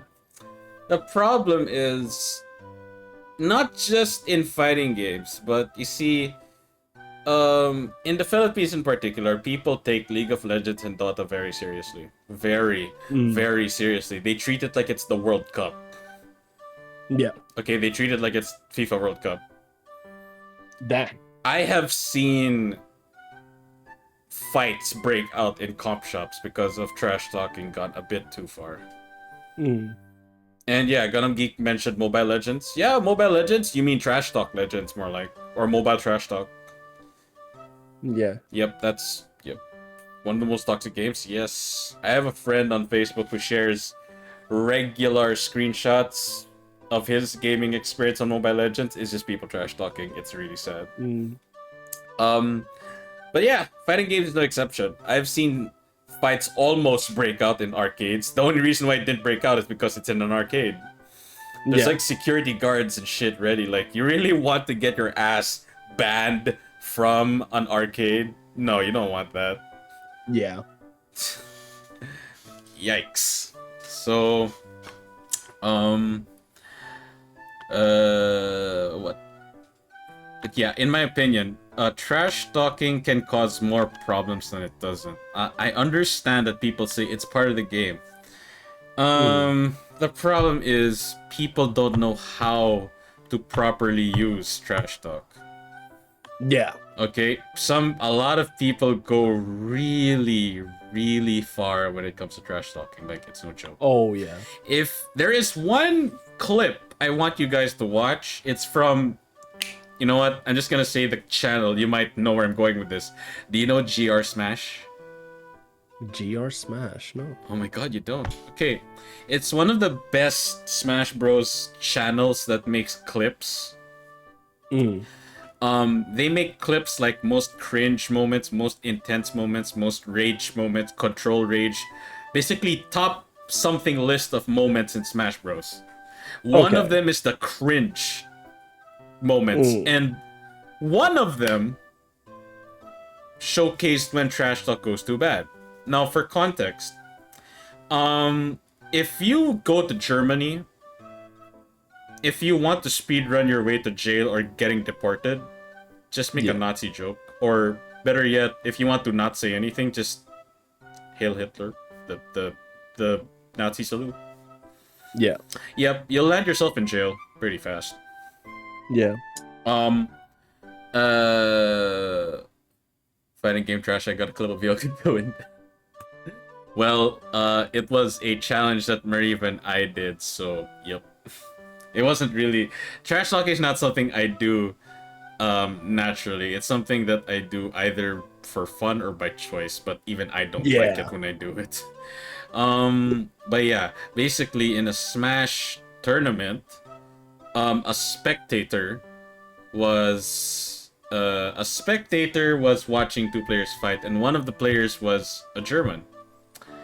And he said, "Yeah, send him back to the Third Reich." And I'm just like, I hope you're not in Germany, because that's a big yikes, buddy. That's a big yikes, buddy. That's a big yikes. So that is an example of trash talking done very, very wrong. Okay. Yeah. um. Yeah. Don't do that. Clearly. Yeah. If there is a form of trash talk I can give a pass, BMing. BMing is a form of trash talk I can let pass. Like, key charging. BM means bad manners. Key charging in Tekken 7, teabagging in any fighting game that you can. Charging in fucking Dragon Ball Fighter C. Doing what Tokido did to Punk, which is he did a taunt combo because he was stunned, and I'm just like, oh. Yikes. Oh, no. BMing the BM master himself. Ooh boy. Yeah. Oh boy. No, I can't just say teabagging Gundam Geek because teabagging is part of BMing. Yeah. Because teabagging is no longer the only way to BM. So yeah, we call it BMing now. I know it counts as a BM. It can be a lot of things. Okay. In fighting in a shooter game like CS:GO, after a kill, switch to your knife and then just play around with it. That counts. Yeah. That freaking counts. Yeah. Or yeah, in fighting games like in Tekken 7, you key charge at the end of a round after beating your opponent. Or in Street Fighter 4, focus attack dash canceling every time after they're knocked out already. Like you just keep doing it in their face. Yeah. I don't play CS:GO, so I don't get the analogy. If you look hard enough for what BMing is in video games, you'll get some results. Yeah. So yeah, that's what I think about trash talking in fighting games. How about you, Takemi? Like, trash talking, as you explained, it can be done in the wrong way and it can be done in the right way. Like, if done in the right way, like I do with Kazuki. Like, Kazuki and I are quite known with each other for our relationship of always talking trash to each other. Like, especially when it comes to fighting games. Like, it's just like we knock each other out and then just go, bro, you trash, and like screaming to the mic and like stuff like that. Like, doing it in a controlled environment where it's like somebody you know and you're just doing it for funsies, like that's more than welcome. Like, if it's just harmless fucking trash talking, but if you're doing it to an online person you don't know, like sending them an explicit message with vulgar words and stuff like that, like witch hunting the person, don't fucking do that. It's as easy as that. Just don't do it. I don't care how salty you get. That's not allowed. That's just, don't do that. If anything, trash talk is an invitation for you getting hit. Yeah. And no one will even side with you or call it overreacting. Yeah. Because like you invited it. It's an invitation to like, it's just a joke, bro. No, not an excuse. You don't get to say it was just a joke if the person felt that that was very offensive. Yeah, like, there's a reason why there's a lot of YouTube channels that out there that focus on fighting games and like the trash talking aspect. Like, trash talker told me this, watch me beat him with a joke character, like, you know. Or like, if there is a very low-key way to trash talk that isn't even that offensive. Let's say, for example, in Tekken, who did you play in Tekken 7? In Tekken 7, my main is either Armor King, AK, okay, or Lee. Okay, let's say you're using AK, who is very high in the tier list right now. I'm not I don't follow the tier list, I just am aware of it. Like, he's pretty high in the tier list right now. And if I were to beat you with Lucky Chloe, if I wanted to really trash talk, like even the most the subtle way I trash talk, I say, Takemi, you just lost to the lowest, the most garbage character in the roster, my dude. Yeah. Yeah, see, like, it's not even that offensive because I am stating a fact that Lucky Chloe is a very garbage tier character. Yeah. Like, that's the kind of trash talking I'm like all for. Like, and harmless, low tier trash talking. I'm not even saying that Takemi, I never said Takemi is bad, but basically what I'm implying is that that should have been your match to win. I'm using a garbage character. Yeah. Like that, I'll let pass, but like, you know, direct attack at the player. Yeah, Like, direct attacks and shit. like you would never catch me saying at anyone, "Why are you even playing Coma, dude? Clearly you're bad." Like, no, that is, if you really want to get punched in the face, that is a one-way ticket from like Takemi punching you through the screen. Yeah. Yeah. First off, some people don't pick a character just based on how good they are on the tier list or not. A lot of players, I think, this should be a general approach. When you play a fighting game, find a character that you vibe with. Because the way I see fighting game characters, they're not just avatars that you control. They are the extension of yourself. Yeah. Their playstyle and their whatnot, it's like a translation of you as a person. Yeah. So yeah. Like, there's a reason why I pick someone like, say, in Tekken, let's say, my first pick ever, Paul. Yeah. I just like dealing lots of damage. I like dealing lots of damage, and Paul's Death Fist does exactly that. I don't care if Paul was at the bottom of the tier list or at the top. I would have picked him first because he looked cool and he looked fun to play. Yeah. And the fact that I play Lucky Chloe, I didn't care that she was at the bottom of the tier list. I just like the fact that her moves are goofy and that just picking her pisses off a lot of people. And I'm just like, well, if you get pissed off, it's not my fault. Yeah. But yeah, alright. Next question is from Strubly. Strubly asks, what is the most underrated fighting game? Very good question. Underrated fighting game. Question. Yeah. Underrated fighting game. I would have to go with like before.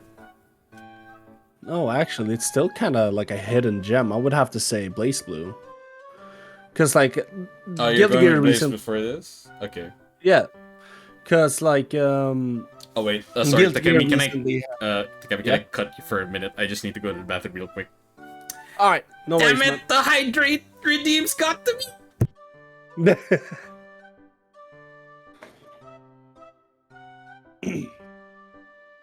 So how's chat doing? Y'all doing good on this wonderful day?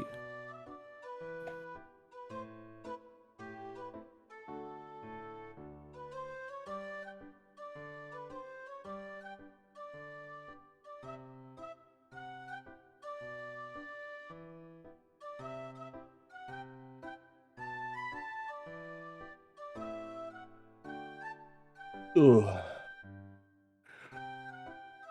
Ooh. Skull hydrate and posture check. Can I give more questions? I mean, sure. Go ahead and shrine discussion chat. Just enter your. Okay. Okay, back. Welcome back, mate. Yes. Oh wait. Hydrate from Skull and posture check. Okay, I'll do that. Yes, Chaos, you can still give more questions. Anyone give more questions. Yeah. Sorry, you were saying? Yeah, Blaze Blue, because it hasn't really had that rise to popularity that other games have had, like recently with Guilty Gear Strive. Oh, yeah. It really made it into the mainstream media. And Skullgirls for a while even had that. Like, I even knew down in the trenches. Like, I knew what Skullgirls was. Skullgirls was even in Evo at some point, wasn't it? Yeah. Main stage. Yeah, main stage. But Blaze Blue, I've never really seen that much of. Like, I picked it up on my own. And Blaze Blue was on main stage, but people still remember Skullgirls more than they remembered BlazBlue. Yeah. BlazBlue has definitely been in Evo several times, but people still vividly remember Skullgirls more than they remember BlazBlue. Yeah. And that is just like, it's a game I really burn for, specifically Central Fiction, the latest iteration, except for Cross Tag. But I don't count Cross Tag as a Blaze Blue game, I count it as a like crossover fighter. Blaze Blue Central Fiction, the most recent like proper installment of the Blaze Blue franchise, really never gained that much traction, and I love it. It's just like, I feel like it's a little bit of a hidden gem in the sand. Let's see. Most underrated. Tekken. No, absolutely not. I want to say Skullgirls, but okay. This might be a very weird take, but hear me out on this. One of the most underrated games? Dragon Ball Fighters. Dragon Ball Fighters? Mm-hmm. And this is my reasoning. It is under the curse of being compared to other titles. Because, look, a time when people were looking for a true successor to MVC3, because MVC Infinite was garbage. Yeah. That's what Dragon Ball FighterZ was for them. And so people just saw Dragon Ball Fighters as, the answer to a missing MVC title. Yeah. It never really got, well, not to say it never did, but it wasn't really seen as its own thing. Yeah. And because of, like, the whole Dragon Ball aesthetic and the fact that you had, good lord, how many variations of Goku and Vegeta were there, people couldn't take it seriously, and that's why people were kind of glad when Guilty Gear Strive came out, because they're like, okay, finally we can move on from Goku Fighter Z. Yeah, essentially. It was really sad, but I did play Dragon Ball Fighters a lot when it came out, a lot. And my lineup was literally Android 21. She was my front line. My main support was it 18? 18 is 18? The blonde Android, yeah, right? Blonde one. Yeah. And then 16, or was it 13? I forget. The grappler. 16. 16, yeah. Grappler. The Android 16 I swapped as either my anchor or my main, depending on my matchup. Okay. But yeah, my favorite thing ever to do in that game was seeing how many Gokus I can smash into the ground as Android 16. Down to Gokus! Down with the Gokus. I mean, like, Hell's Flash are my favorite. Like, I'ma grab them and bang, explode. I'm like, yes, do your fancy ass combo there while I just grab you and explode, and I'm left with just 1 HP. And then I super tag in my opponent while they heal. I'm like, ha, ha, ha, ha, ha. Yeah. God, that was fun. But there's one thing that I found very interesting about Dragon Ball Fighters was that some characters had very unique built-in systems in them. Android 21 had that move copy thing. Like when she did her command grab, they'd steal like the essence of their opponent, and depending on who they were, like depending if they were androids or Saiyans or humans, she'd get different kinds of special moves, and that was really cool. And then you had Gotenks. Was it Gotenks or no. Wait, no. Not Gotenks. Who was the Krillin? No, not Krillin. Damn, this is the problem with Dragon Ball Fighters. There's so many. Describe the character. Volleyball Super? No. Gohan. There we go. Gohan. Gohan. Yeah. Gohan had a level up system. Yeah. Yeah, Gohan had a level up system. That was very interesting. Like, yeah, their takes on the characters there were really interesting, and I'm like, wow, I'm seeing like inspiration from Guilty Gear because of these built-in systems that some of these characters have. Yeah. So yeah, that's like the curse that I think Dragon Ball Fighters has. It's constantly compared to other fighting games because there are just so many systems inspired from other fighting games that people cannot generally yank a unique feature from Dragon Ball Fighters. Yeah. It's quite sad. Like, Dragon Ball Fighters skyrocketed and went really high in popularity just as fast as it fell into obscurity, in my opinion. Yeah. Yeah. But my close pick for most underrated was definitely Skullgirls, definitely. Yeah. Okay, Chaos asks another question. Okay, from this point on, I won't be entertaining any more questions for the intermission. But any questions from here on, I'll entertain before I end. Okay? Alright. Yeah. Chaos asks what y'all think about Grappler's Privilege. I mean, it's fair because generally grapplers share a common trait among all fighting games. Their movement is not exactly great, and they are very susceptible to fast moves and faster moving characters. But if you get grabbed, you are screwed. I mean, even King, who is one of the main grapplers of Tekken, he has very good neutrals. But other characters just beat him so much in the neutral. But if you get grabbed by King and you don't break it, you're done.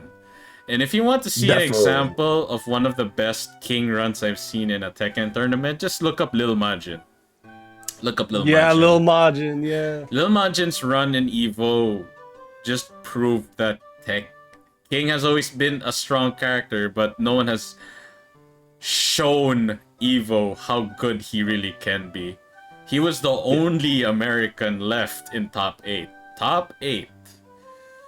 And he had to fight the Korean army and the Korean army.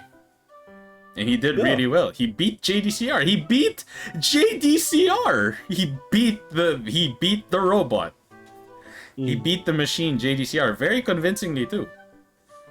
Grapplers are screwed against fireball users. That's also another common trait. They are very susceptible to zoning tools too. Like, I mean, classic matchup of Street Fighter. Ryu versus Zangief. Zangief has that deep emotion where he will punch through a Hadouken, I think. If the green knuckle like hits the Hadouken, if I'm not mistaken. But green hand, yeah, there you go, green hand. But like Ryu and Ken has all the tools they need to space, but if Zangief gets over that problem, you're gonna be singing the Soviet national anthem by the end of the match. Matchup, Ryu versus Zangief. Yep. Okay. Yeah.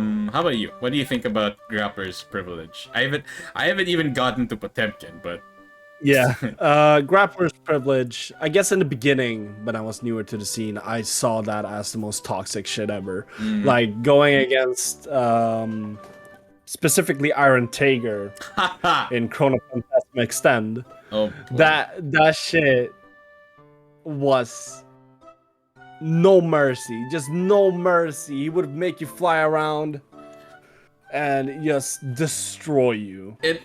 Watching Tager combos are one of the most hilarious things because it's one of the few moments I've seen a character float in circles around Tager, and I'm like, is that a combo? Yes, it's part of a combo.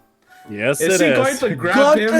Gauntlet finger! And then bolt, and then air suck in the mid-air, so he keeps flying around in circles. I'm like, oh my god, did he just reset? Yeah, he just reset. Gauntlet finger! I'm like, oh my god. Yeah. It's but the more I got like introduced to the concept of Grappler Privilege and like the ways to play around it, I saw it more and more fair. And now after a while, I kind of like grapplers more than other archetypes. Yeah, because there's just something about grapplers where in a martial arts based fighting game, or even a fighting game in general, you'd think that grapplers would lose because fighting games are not 100% grounded on reality. If anything, the closest is Tekken. But other games, like, would a person like Zangief or Potemkin really win when their opponent has thick thighs and two giant swords? Yeah, No nah. effing way. That's not happening. But because it's a fighting game, they can, and you just feel very bad when a Potemkin just jumps in front of you and you're like, oh, he's probably gonna do a kick when they land, right? And nope, they just potbuster you. Then on Oki, oh, he's gonna pressure me with kick again. Nope, another potbuster. Okay, I'll just jump over it, Heavenly Potemkin Buster. You're dead. Yeah. Good lord. Good lord, good lord. Good lord. Alright. Next is from Gundam Geek. What do you guys think is a good beginner fighting game that isn't Strive? A good beginning fighting game. That isn't Strive. That's a very good question. I would actually say, for me, the one that really took me into the FGC was Blaze Blue, and I will forever promote it. Like, Blaze Blue is simple as like in it on the simple and casual spectrum. It's still fun, but the skill ceiling is one you have to break through, and that you need to refine your inputs. You need to make sure you're actually inputting them, not being like messy, like tapping every button. Like, it's genuinely a good game to get into because like it helps you with your input so much. And it doesn't have an auto combo system, which I fucking hate. Meanwhile, one of my favorite fighting games is Dragon Ball FighterZ, which has an auto combo, but we don't talk about that. Yeah, and I mean, Melty Blood also has an auto combo system. Yeah. Let's see. For me, big surprise, but hear me out. I would recommend Tekken. Yeah. Now, the reason why I'd recommend Tekken is because it is the easiest to get into, but it is also arguably one of the toughest to develop to get good at. Yeah. That one takes time, but Yeah. it is one of the most satisfying experiences you will have in any fighting game. Now, let me briefly explain. The reason why I would recommend Tekken as like any person's first fighting game, the controller mapping or the button mapping, it's mapped to each limb, so the controls are very intuitive. It's very easy to quote unquote memorize. Number 2, to quote, I forgot who it was in the Tekken scene. I think it was Rip. Rip said, I think you can encounter 100 players playing the same character and they will not play the same way at all. Yeah. And I think Takemi can agree that even if Chaos and I play a different form of Potemkin, the similarities are very noticeable. Oh, yeah. Yeah. But if I were to play my Lee against Mariva's Lee, the difference is night and day. We just play very differently. You as a player will translate really well into any character in Tekken compared to other fighting games. Like, I have an identity crisis with a lot of characters in Guilty Gear. Because, one, my main, the one character that did fill the void, is not in Strive yet. Baiken. I'm waiting for her to release as a DLC. But right now, I can see fragments of myself in other characters. My patient, calculative playstyle, that's on Nagoriyuki. My Unga Bunga playstyle that I like to bring out once in a while, that's on Potemkin. My juggle playstyle that I have since Tekken, that's on Milia Rage. My movement that I got from Tekken, that's on Ino. And my general checking game from Tekken, that's on Ramlethal. So I have an identity crisis in Strive. But that is not a problem I have in Tekken because a lot of the things you learn, and this is carried over to other fighting games, a lot of the things you learn playing one character in Tekken will carry over to another character in Tekken. And that will benefit you. For example, learning how to do complicated inputs when you're learning a Mishima, that will help you for characters that also have complicated inputs like instant shining wizards, instant while standing moves. Like, those are very nutty, very difficult to pull off. But yeah, and again, EWGF. Yeah, good lord, arguably the best move in the game, EWGF. Learning the discipline behind EWGF will teach you a lot of things about the game. And I don't know, Tekken 7 right now has a lot of things that a lot of games don't have. They have a built-in frame data display. Can we have that, please? Please? I know exactly how many frames I'm plus or minus when I do a move. Like, oh, EWGF is +5 on block. Alright, that's cool. Street Fighter 5 has it. See? But this should be a standard. Strive should have it. Yeah. Here's another thing that Tekken has that I wish also other games had. Or have, rather. Punishment training. Punishment training. Like, you basically have the CPU in training do certain moves, and the game will straight out tell you what's the optimal punish for it.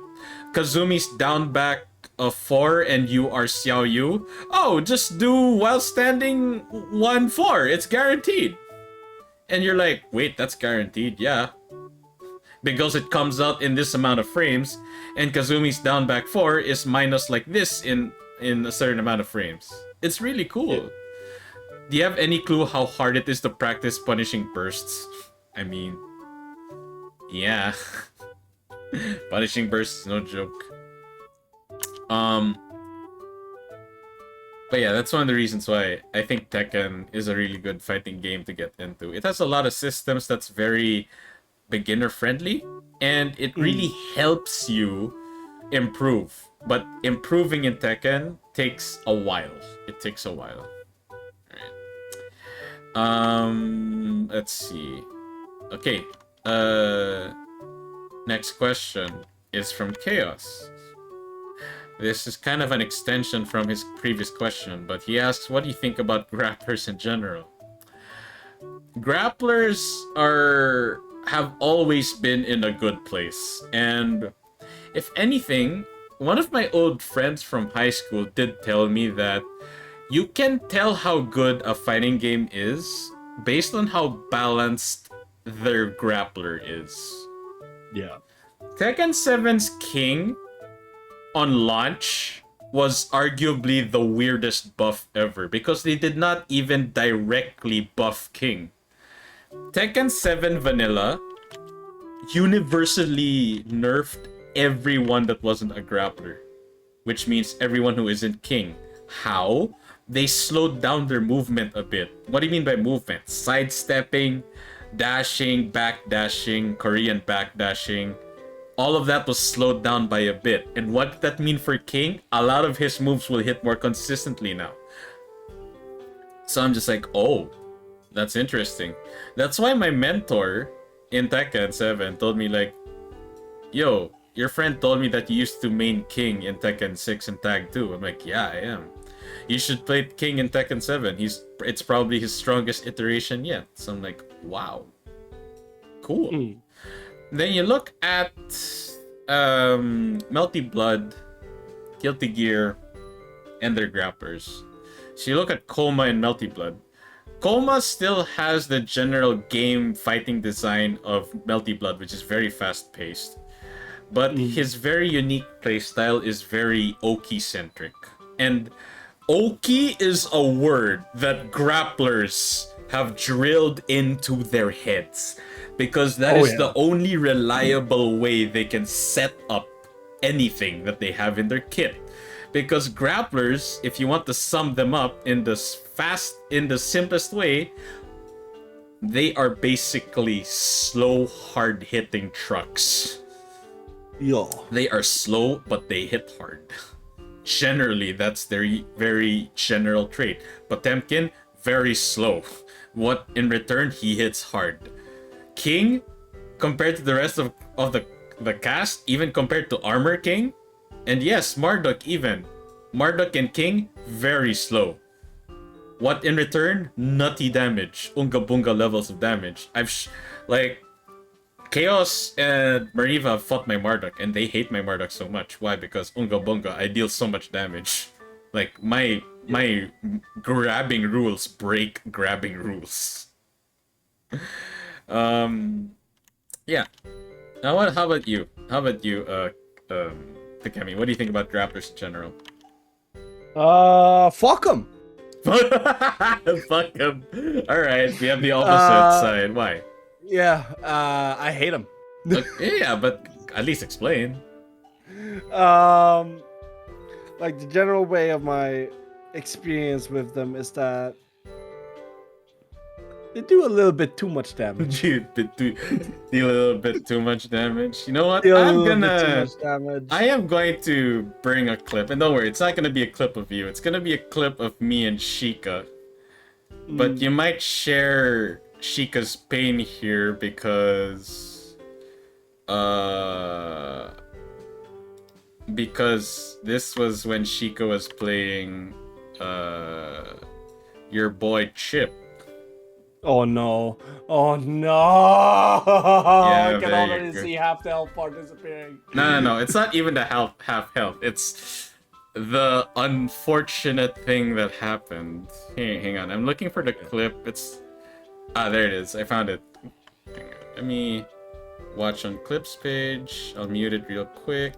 Put this on full screen. Let me bring out window capture. Alright, default window capture.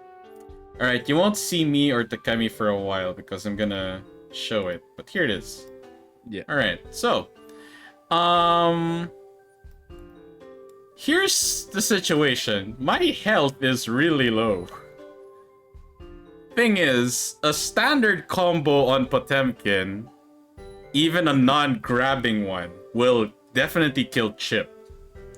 Thing is, Chip is annoyingly fast and has all the movement tools you want in a character, so I should be dead to rights at this point. But you know what? Let's just watch the clip first, okay? Let's just watch the... Oh, wait, hang on. Did I unmute the site? Okay, I didn't. Okay, now it should be going. I'll bring that up again. Here we go.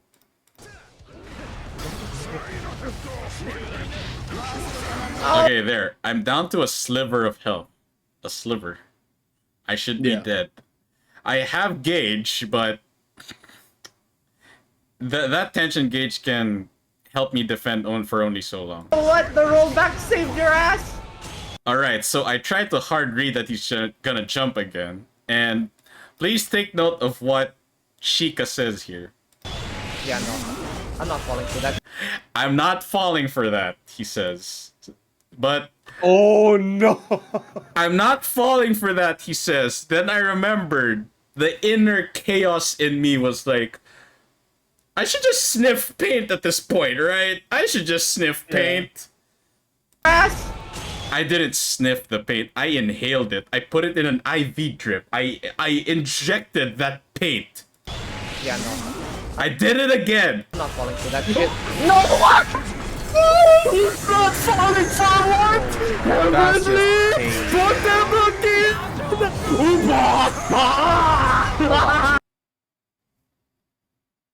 I mean, my face says it all. I was so happy when that happened, but... Yeah, that was just... oof. Because he legitimately had to exert so much effort to bring my health to that low. That much. Yeah. And then I just, unga bunga, I throw out a raw Heavenly Potemkin Buster. It missed, and he's like, no, I'm not falling for that. Then he jumps in the air, and then I throw it out one more time. Wait, what? I'm like, yeah, dude. Yeah. Uh-huh. That's why my response to, see, this is a good example of trash talk. It's not a direct trash talk. I'm just calling him out on what he said. Because I'm just like, you're not falling for what now? See? Like, oof. Exactly. Now, Okay, you know what? I'll ask permission because Gundam Geek says now I want to try Potemkin. Okay, can I... Wait. No. I'll try my best to not need to use...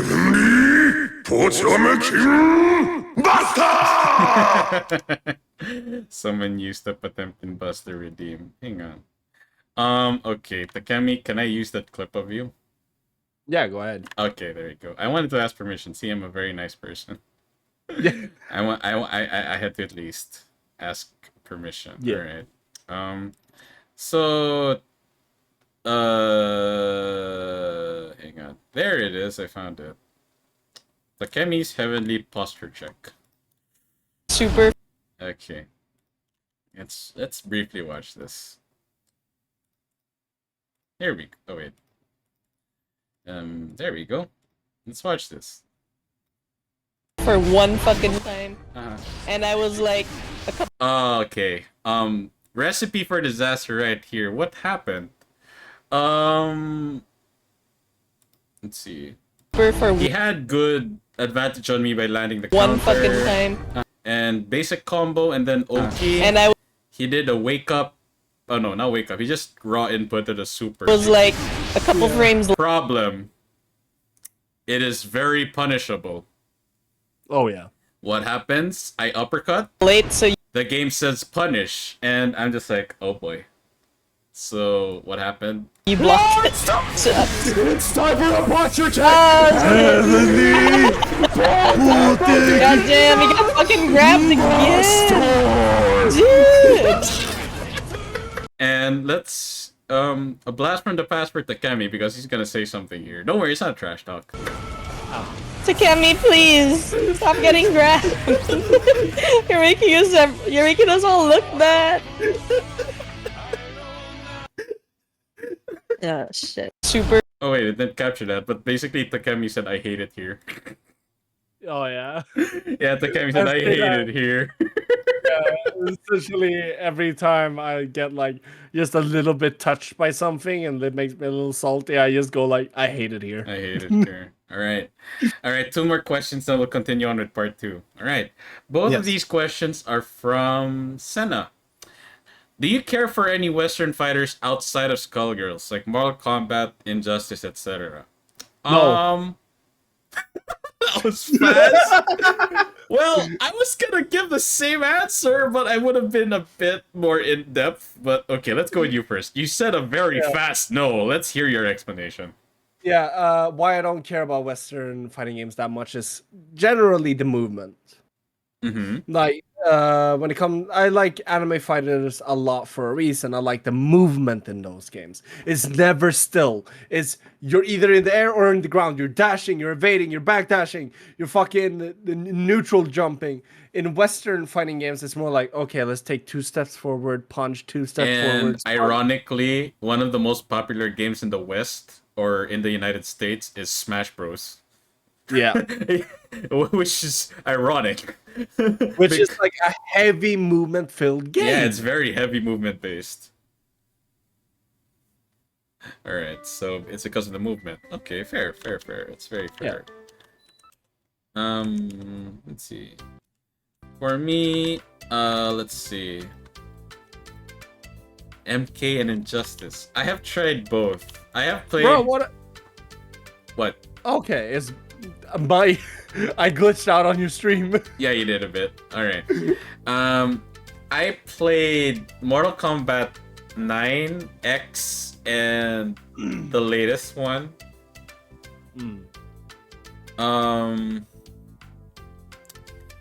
The latest is definitely a huge upgrade from the previous iterations. Yeah. But one of the weirdest things for me, and this is weird because it comes from someone who has played Smash, I have no problem with holding a button to block, but somehow I think it's dumb in Mortal Kombat and Injustice. I don't know why. Like, I don't know why. I don't know why I find it stupid that holding a button to block in Mortal Kombat and Injustice is bad, but holding a button to block in Smash, no problem. Yeah. But other than that, if I were to just even look at, like, try to picture this for me. It's the same image, okay, in 4 screens. You can look at Guilty Gear, Street Fighter, Injustice, and Mortal Kombat. Both characters are just crouched right in front of them. But for some reason, it looks way campier in Mortal Kombat and Injustice. I have no clue why. I have no clue why. But it's just, the sad thing is that the latest Mortal Kombat has very good systems. It has the anti-combo system, which is the fast fall. And I'm just like, wow, that's actually pretty good. And it gives you 2 types of meters. Meters for offense and meters for defense. And I'm like, that's actually pretty good. That's not bad. But yeah, when I just look at these games, I'm like, it looks so campy. I don't know why. And honestly, the only reason, in my opinion, why Mortal Kombat has stayed relevant is just because of Sonic Fox. Sonic Fox. Sonic Fox makes Mortal Kombat look so good. Mm. He makes it look really good. It makes it look fun. Yeah. And yeah, there you go, Senna. The inputs don't make sense in Western fighters. I agree. Mm. A lot of the inputs just don't feel very intuitive. Yeah. Whoa, I just had an epiphany. You just had an epiphany? Yeah, look, Street Fighter has a line of buttons for light, medium, heavy punch. And then another one for light, medium, heavy kick. Yeah. Guilty Gear has 5 buttons. Punch, kick, slash, heavy, slash, dust. Yeah. If I'm not mistaken, Mortal Kombat is light punch, heavy punch, and then light kick and heavy kick.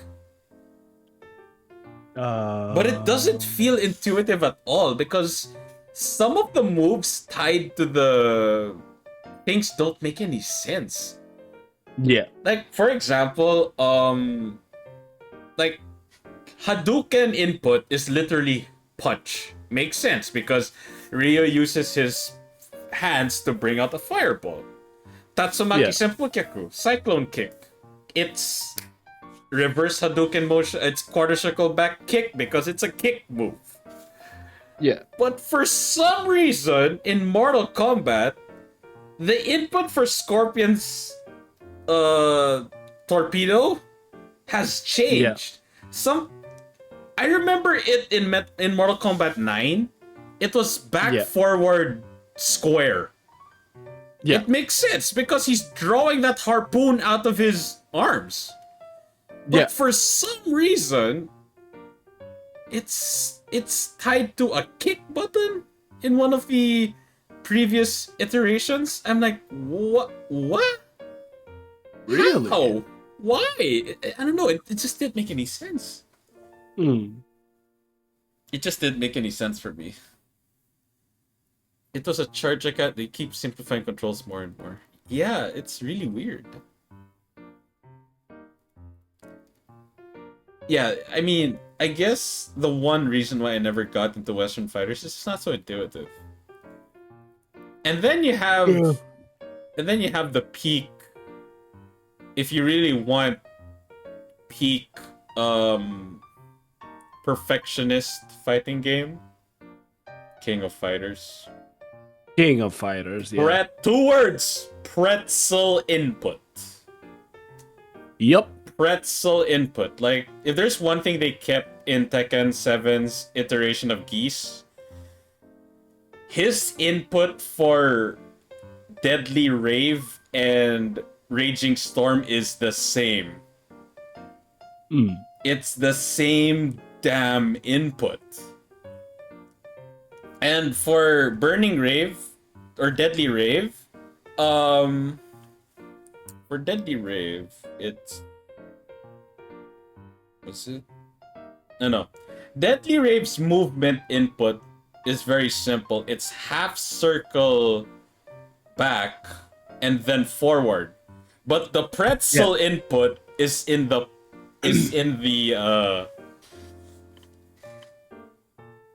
punch and kick inputs after. Now I'm just gonna briefly put it here, okay? Hang on. I even memorized it because it's drained into my muscle memory. Alright?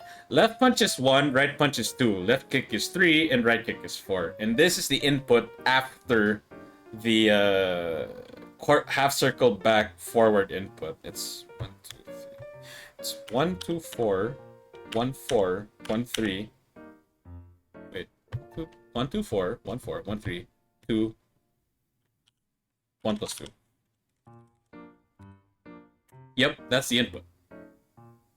What the fuck? It looks like a pretzel. If you do it on your controller right now, square, triangle, circle, square, X, triangle, square plus triangle. It looks like a freaking pretzel. Yeah. Freaking hell. But if there's one thing I will give credit to KOF, it's very stylish, I will say. It's very stylish. That's why I'm very excited for KOF 15. It looks really good. It looks very good. Yeah. Alright, last question before we move on to part 2. It's from Senna as well. How do you feel about different movement mechanics added in certain games? For example, dash macros in Strive, Melty, Arcana Heart. Wow, I haven't heard Arcana Heart in a while. I used to play that game a lot. Yeah, I own both on Steam. That shit. Dash macros in Strive, Melty, Arcana Heart. Dash macros? Yeah, dash macros. Like, you press a button, you dash. Oh, that! No, that's totally fine, because the easiest way to wave dash in Marvel vs. Capcom 3, 1 plus 2, down, 1 plus 2, down, 1 plus 2, you can just wave dash. Yeah.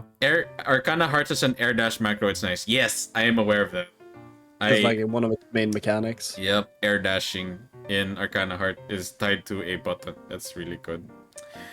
And for the short time that I played Grand Blue Fighter, Grand Blue Versus? Grand Blue Fantasy Versus. Yeah, GBF Versus. It was fun. It was very fun. It's a damn shame that it didn't reach its peak. It was on the verge, but it never got there. But I had genuine fun. Everyone's special button was... see, it rewarded doing the raw input compared to the shortcut input. Like, if you were to just do the shortcut version of Katarina's Hadouken, the cooldown for that is like 2 seconds. But if you do it properly, like Hadouken motion light attack, the cooldown is like, what, half? Or non-existent. Yeah.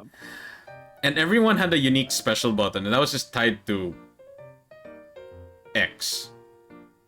Yeah. Or if you're using Tekken number input, it's 3. Which was pretty cool. Okay, on to part 2. Alright, this is where we get more in-depth. It's, we're no longer speaking in general... Whoa. Are you alright, Takemi? What was that? Damn, okay, you're crispy clear now. Okay. That was weird. Alright. So we're going in, we're getting more in-depth now. Alright. First question. Are you deeply involved with your local FGC? No. Okay, why? Like, I am, like, my local FGC where I live is, like, non-existent. Wow. There is nothing to be a part of out here. But, like, the closest FGC that I have is, like, I'm not a part of it. It's just, nah. It's toxic. Toxic. Toxic Swedish people. It's not any fun. Like, I'd rather keep my like being a part of the FGC community with like being online, where it's like different nationalities, different aspects of the game, different opinions. Like where here in Sweden, it's very one formed. See. Okay. Me, I am not that involved in the Tekken 7 community of the Philippines. Not because I think it's bad, but I think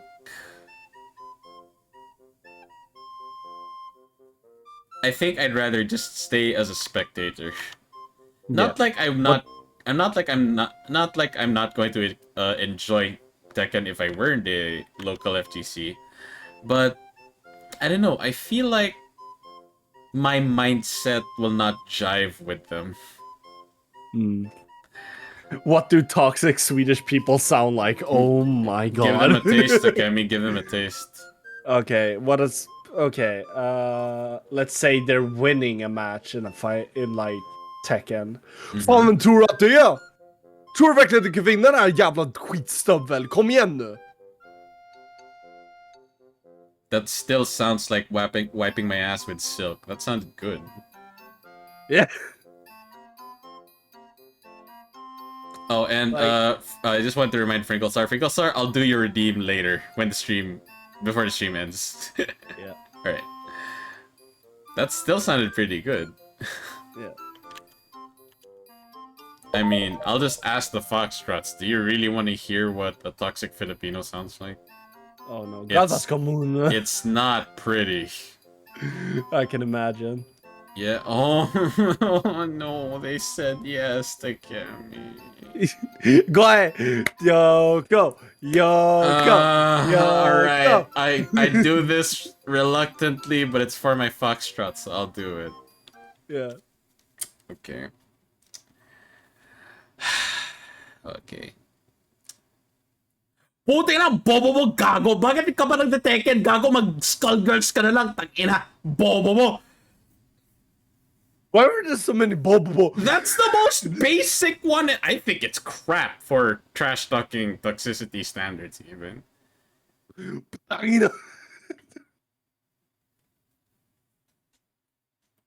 Or to use the words of one of my closest friends. Tanginang hina mo, gatas ka muna, gago. I can't believe I just said that. Oh my god. Galas Kamuna. Gago. Fucking something. Yeah. What? The last part, like, Wait. fucking. Oh, the last part cracked me up. Swedish trash talk be like, drink milk niya what? Drick mjölk nu. It means drink milk now. Ay, nako pare, uninstall mo yung LOL. Gago, mag-Dota ka na lang. It's so I knew you. It means just uninstall League of Legends and go play Dota. You idiot. Yeah, drick mjölk nu means It's just bad. Drink milk now. Alright. Drink milk now. So I guess to sum it up for this question, the reasons we have for not being part of the FGC, I guess it's really just we like enjoying we just like enjoying fighting games at our own pace. Yeah. Like the FGC is very, very involved. They are definitely in the know for everything there is to know about a fighting game. Yeah. So if you and somebody did mention this, you are the product of your scene. Yeah. And he said this in context of when Arslan Ash won Evo. You are the product of your scene. Meaning, if you are good, that must mean that your scene is good. And lo and behold, when Arslan even was interviewed, he said, "You guys think I'm good, but we have a lot of really skilled Pakistani players." And of course, after he proved that his win against Nee wasn't a fluke, they were like, "Oh crap, there's a scene that we have never heard of. Yeah. And then up come the Akumageddon. Pakistani players back then were very frightening because of their Akuma. It was very scary. People thought that Super Akuma's Akuma was the scariest. Nope. For a period of time, Pakistani players and their Akuma was a different level. Not to say that it was better than Super Akuma's, but it was a different ballgame. Yeah. So yeah, the fact that we have skilled players for our Tekken scene like AK and Dojin, it's a genuine honor to have them represent us in tournaments around the world, and they are really good. I mean, in EVO Japan, AK actually lost to Arson Ash, second place. So the fact that he lost to Arson Ash, like, of all the people you lose to in a grand final, you'd want it to be someone like Arson Ash. Yeah. So yeah, it was dope. Oh my god, he translated Lamau. Filipino into Swedish. Oh my god. Alright. Okay, next question. How important is the fighting game community for the genre and for the franchises that these communities identify with? How? Oh, there's a clip. Let me see this. Takemi? It's the clip of your cousin.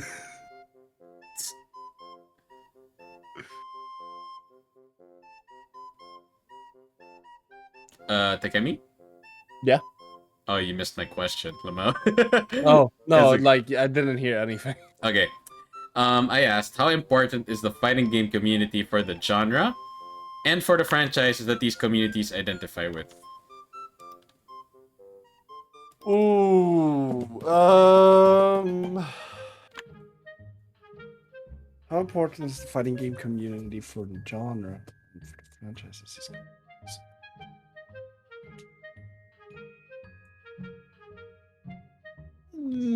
Pretty important. Okay, how so? Like, I think I might be misunderstanding the question, but if like a Smash player plays Smash, they're a very big Smash player, you know? Like, there's no in between. There's either like you're good or you're godlike. Like, there's, if you commit to a game within that genre of games, you're godlike. Oh. There's no in between. Oh, okay. Alright. For me, how important is the fighting game community for the genre? Well, when people outside the genre are very indifferent to the fighting games, they look at the community. Yeah. Why do you think people like to shit on Smash? Because the community is questionable, and I say that as in the nicest way. Because I don't want to dismiss the whole community as a piece of trash. Yeah. Because I see people like HBox who, you know, has a community of his own that are very, very wholesome, very supportive. But I just see clips from GR Smash and I'm like, yep, this is why people don't like Smash in general. It's because of the community. Yeah. It's just, it's sad. And then It's you see communities like the Tekken community of the West, and even the community that Main Mansui has. They are very, like, supportive of their own competitors. Doesn't matter what country they're in. Like, honestly, even the FGC community in the Philippines for Tekken 7 doesn't give a crap who wins in Rev Major. It would be great if AK won it. Because if you watch footage from Rev Major 2019, the crowd was always at its loudest when a Filipino player was playing, especially if it was AK. But one of the shining moments of Tekken 7 recent history, and yes, it's kind of biased, but in my opinion, it has objective reasons as to why it is.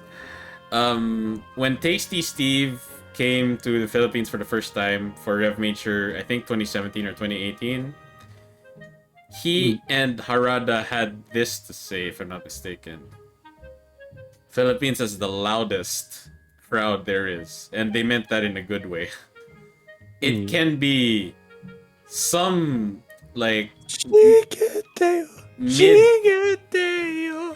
what? There we go. Okay. No, I glitched out again. Yeah, it can be a mid-tier player, but we're just here for some good ass Tekken, and when we see good ass Tekken, we're just excited as hell. We celebrate every match like it's the grand final. And one of the best sets ever played in Tekken 7 history was played in Rev Major. This was between Ni and JDCR.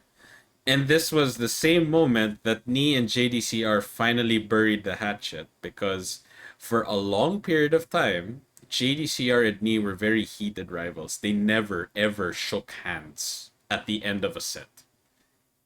Never. But we were blessed when at the end of the finals,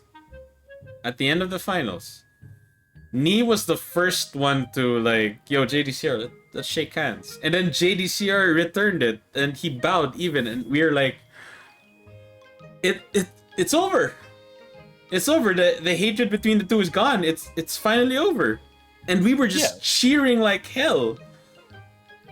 So the community is not just important, it is important in the sense that usually people outside the genre will look to the community first. And you can't blame them. They cannot understand the game at its grassroots, but if they look at how the community treats their game, reacts to their game, cultivates their own community, you can sort of gauge if you want to try the game out or not. To give an example, look at the whole drama between Final Fantasy XIV and World of Warcraft. Yeah. World of Warcraft community is seen generally as toxic. Not to say that FF14 doesn't have toxic members. No, in every community out there, there is some level of toxicity. But the reason why a lot of people stay in FF14 is because the community of FF14 in general is very patient and very welcoming. WoW, it's very elitist and toxic. And I don't even blame the community. The game itself cultivated that mentality. It's Blizzard's fault. Which is very sad. Now, as for the franchises themselves, it's in my honest opinion, it's a case-to-case basis. Oh my god, you're glitching again. Okay, there, you're back. In my opinion, it's a case-to-case basis. For already established titles, I think the FGC community is not that important anymore. For titles like Street Fighter, Tekken, Marvel vs. Capcom, Guilty Gear, people will just buy the game straight up because it's already a good game, or at least they think it should be good. But for more like under the radar games like, say, Melty Blood, Skullgirls, people will generally look at how the community is before they even get a whiff of that game. Generally. Because if they see that the community of those games are thriving, or at least a lot of people are in it, they're like, okay, I think it's worth getting into this franchise. Yeah. Holy shit, I'm blurry. Yeah, you're still blurry for some reason. It should fix itself in time. Okay. Next. What are the strong points of the FGC that can get stronger, and the weak points that need fixing, improving, and removing? Fixing, improving, and removing. Like the strong points, I would say, is the brotherhood of the entire FGC. Like, no matter the community you get in, sure, there's a level of toxicity, sure, there's a level of exclusiveness, but once you're in, it's like talking to like somebody you've known. Like it's generally like such a sweet place if you get in on the right way, if you're on the like good terms, so to say. Like it's generally a sweet place. But when it comes to the weak points, I think that's quite unique to every FGC out there. Like Tekken FGC, BlazBlue FGC, Smash FGC, like all of them have unique problems that need to be fixed, but as a whole, I guess the exclusivity of each one needs to be fixed a bit. Took the words out of my mouth. Yep, that is true. For the strongest points of FGCs in general, I would say that if you wanted the best way to find solutions to any problems you have, like, oh my god, I cannot nail electric I'm gonna wind, try but... something. Try to fix the blurry camera real quick. Sure, go ahead. I'll wait for you. There we go. I disabled and re-enabled it. No! It's not like a modem, my guy. Give it time. This did happen with Celio as well. It did take some time, but it eventually did fix itself. If you wanted the fastest way to find a solution to any problem that you're encountering in a fighting game, be part of the community. So for example, like, Electric Wind Godfist is so hard, or, oh my god, I cannot consistently do Kara canceling into Potbuster. Yeah. If you ask the community how to do it, they'll give you tips. Because the community ranges from noobs to pros. Yeah. So you get different perspectives. Like, coming from a noob, this is what I practiced, or this is my technique. Coming from a pro, this is what I did, blah, blah, blah, blah, blah. Like, you get a very intuitive response to any problem that you have when you're part of the FGC of the game that you're practicing. But the most glaring weak point that needs fixing, definitely, as Takemi said, is the exclusivity. But I would add something to that. Okay. And maybe an aspect of that exclusivity. 2 words.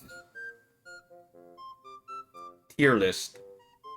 Yeah. If there's one thing I hate that FGCs in general do, they treat the tier list like it's a Bible. Which is ironic because the pros themselves do not have a fixed tier list.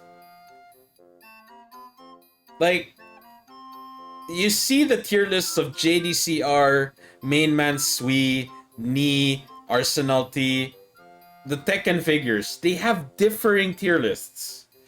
Yeah, they have like completely different. Not just like one character off to the side. Like it's completely different. They have some characters that share god status, like say Julia, for example. A lot of them agree that, yep, Julia is god tier. So is Zafina. But for some characters that, for example, Armor King, some people rank him as mid, some high, some even low, and some place him between high and god tier. And I'm like, see, it's not as simple as you guys think, but why is it that the community treat the tier list like it's a Bible? Yeah. And the thing is, I hate the way they use the tier list. The tier list is one thing. It's not bad on its own. But when used in a certain way, it can be used as a tool in a bad way. So, for example, if I was the typical the bad FGC member, and Takemi was getting into Tekken, and Takemi says, you know, I think I wanna try Lucky Chloe. She looks cute. Oh no, dude, don't try Lucky Chloe. She's garbage. Like, why the hell are you even like interested in Lucky But she Chloe? looks cool. But she looks cool, and she has like really funny moves. Yeah, but she's garbage, dude. Why are you even trying Lucky Chloe? You should try this instead because she's much better. And no. If I were a member of the community that I want people to be more like, I'd say, oh, you want Lucky Chloe? Well, she specializes in really high damage combos, but her neutral game is not that great. And her best moves, her safest moves, don't deal stellar damage, and her moves that deal really good damage are not really safe. So if you're in for a high risk, high reward, yeah, go with Lucky Chloe. That's the type of mentality I want people to have. Okay, this is weird. You should be fixed by now, but why is... I don't know, mate. Maybe try changing your resolution to something smaller. How do I do that? No, I did it on my end on OBS, and nope, it's the same. Weird. I scaled down your width and your height for the browser source, but it's not doing it. Wow, you're still blurry. Oh wait, no, there, it's better now. Okay. Okay. Yeah, put on max resolution. Yeah, I did. Okay. Alright, so like I was saying, there is a right way to use the tier list. I wish more people just did that. Like, I'm pretty like, I trust my Foxtrots. If someone were to ask Chaos, yo, Chaos, I want to learn Potemkin. How easy is he to use? Chaos, I think, would just say he's very fun to use, but he's not particularly easy to use. Yeah. And Chaos would probably say, above level 10, you should know how to Kara cancel. Below level 10, you'd get away with not knowing how to Kara cancel, but yeah. That's the kind of response I expect from Chaos, because people like me would definitely, like, give you an honest opinion on characters, not based on a tier list. Yeah. And straight up, if I were to say, I don't know how to play a character, I would definitely say, I don't know how to play this character, so I honestly don't know.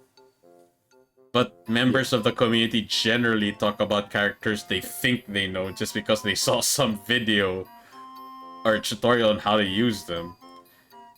Like, you should just straight up say, I don't know how, but I did watch some videos saying that they are like this or like that, and whatever. Yeah. See?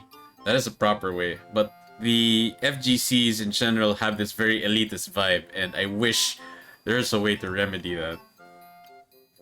Yeah. Alright, penultimate question. Each fighting game has a generation that was defined by a title or two. So, for example, Street Fighter brought the competitive fighting game out of the dark ages because arcades were dying out. Tekken 7 removed the doubt that fighting games were on a downward spiral because Street Fighter 5 and Marvel vs. Capcom Infinite were just bad. Yeah. Or, if not bad, disappointing. There. Disappointing. And also, Tekken 7 introduced the generation that was considered to be the most hype. Because Tekken 7 was really the most exciting fighting game to watch. So what franchise do you think will introduce the next generation, Takemi? Sorry, what? What do you think is going to be the next game that will introduce the next generation? For me, like, anime fighters, except for Strive and Melty Blood and, like, other, like, even Arcana Hearts had recently an extend. So what I think would bring the 2D anime fighting scene back on its feet a little bit more is if Blaze Blue had another iteration, like a proper iteration. Because I think that would revitalize it a lot too, because Blaze Blue has a lot of fandom. And I think they made it more accessible for future generations of fighting game community participants, and they still kept the high ceiling cap. Like, I think that would honestly be up there, or if not even up there, like super close to being one of those, like, this is what made a generation.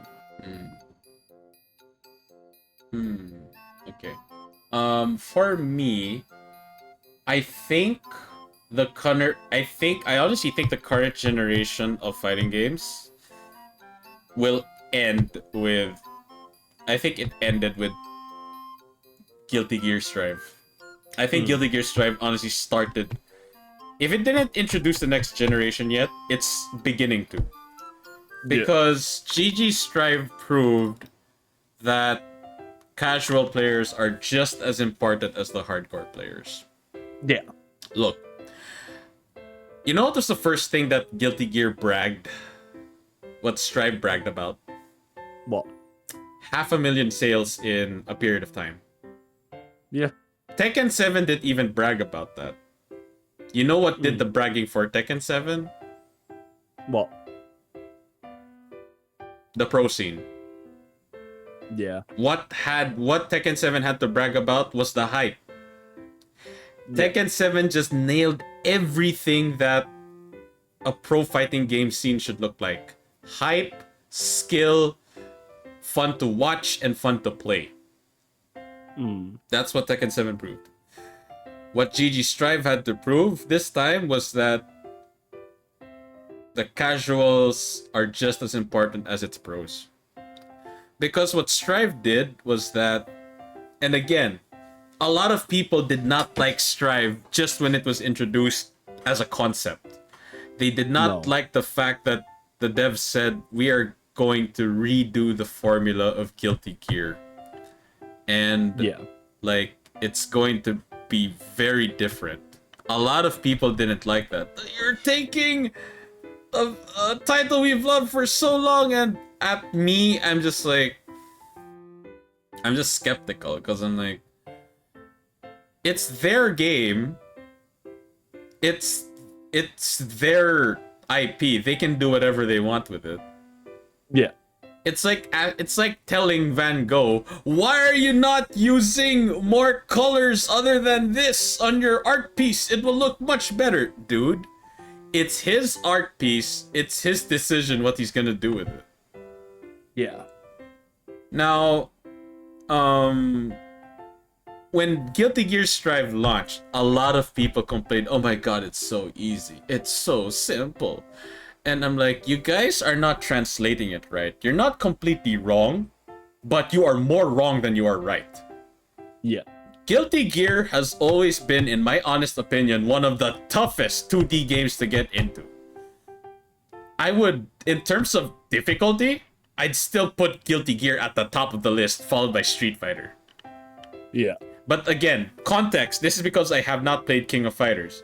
But based on what I've heard, I think King of Fighters is, if not harder than Guilty Gear, a close second. Yeah. But for sure, King of Fighters is definitely harder than Street Fighter, at least. But I still think the toughest is definitely Guilty Gear. But Strive, what Strive did was that they made every character specialize in what they do and nothing else.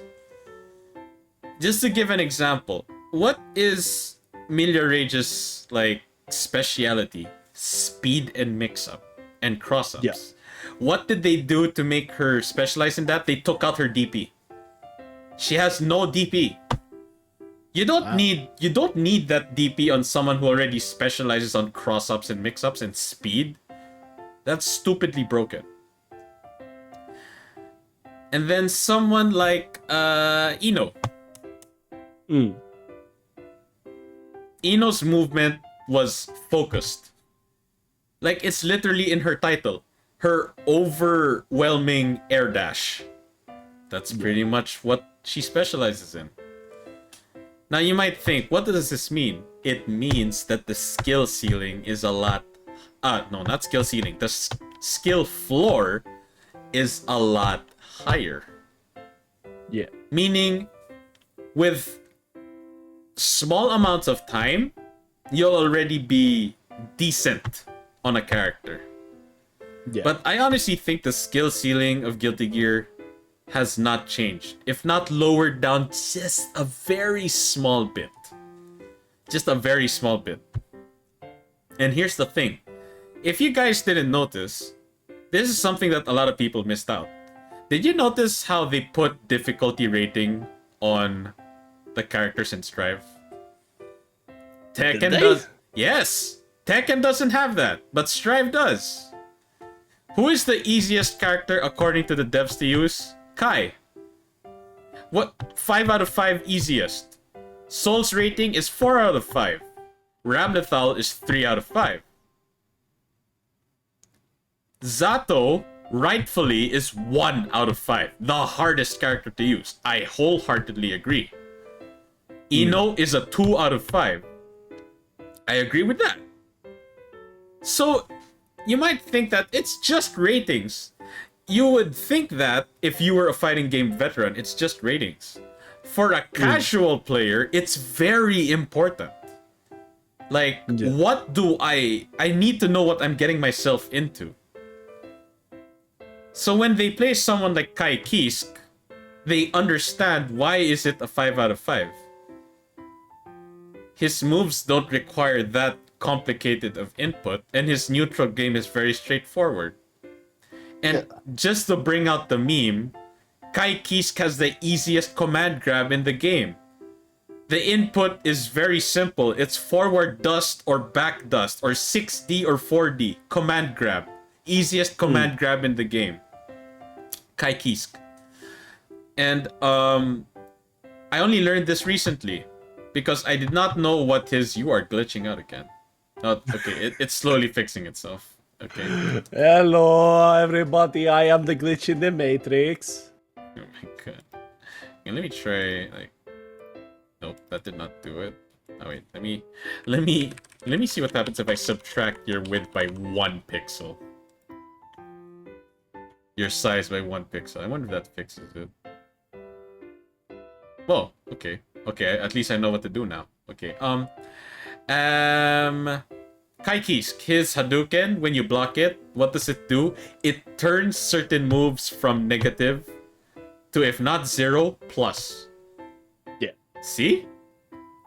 Giving you frame advantage. That's a very noob-friendly mechanic.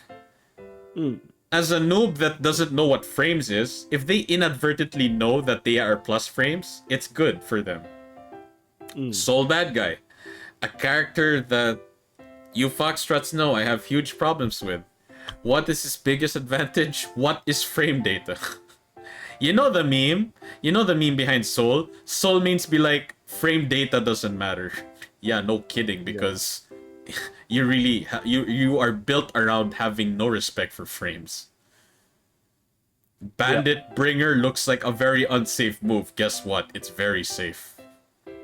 Your DP is a DP, but it fucking hurts.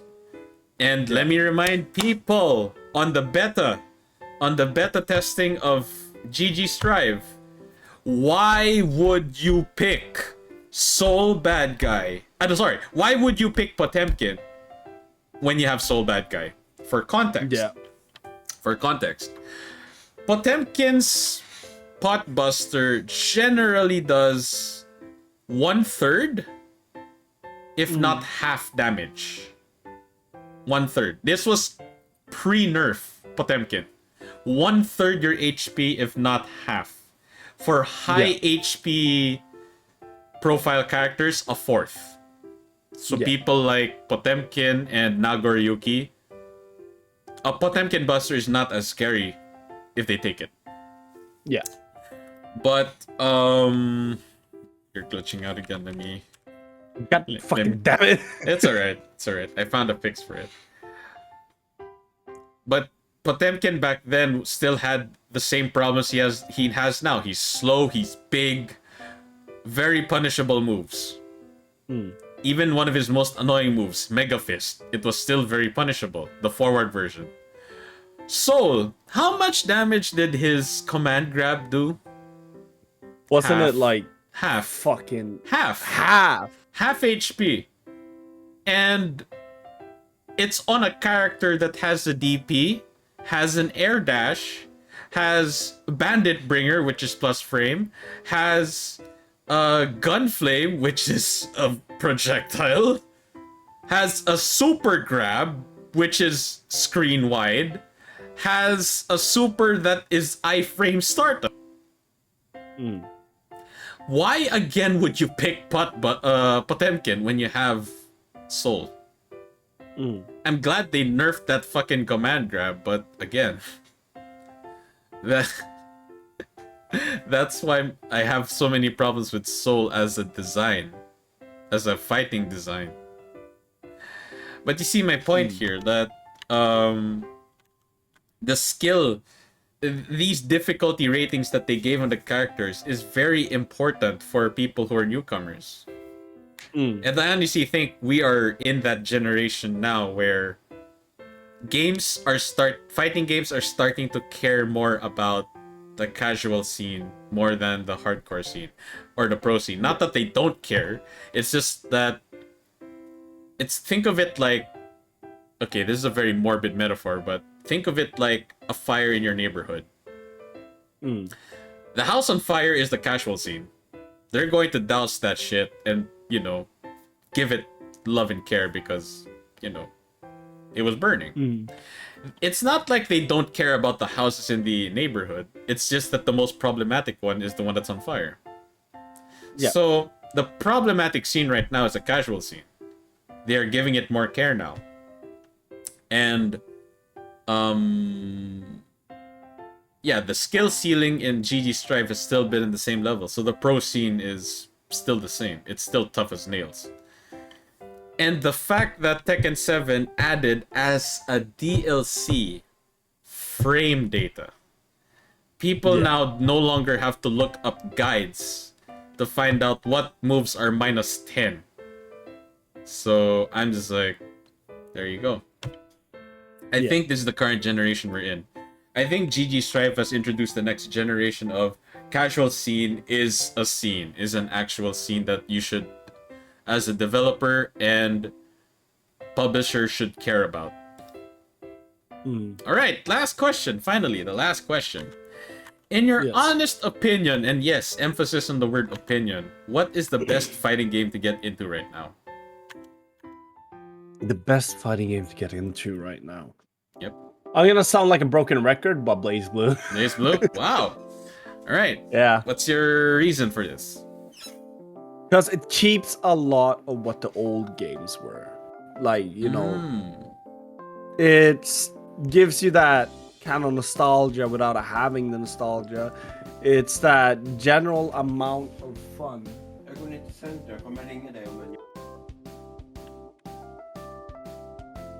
Sorry, my dad came in. No problem. What's it called?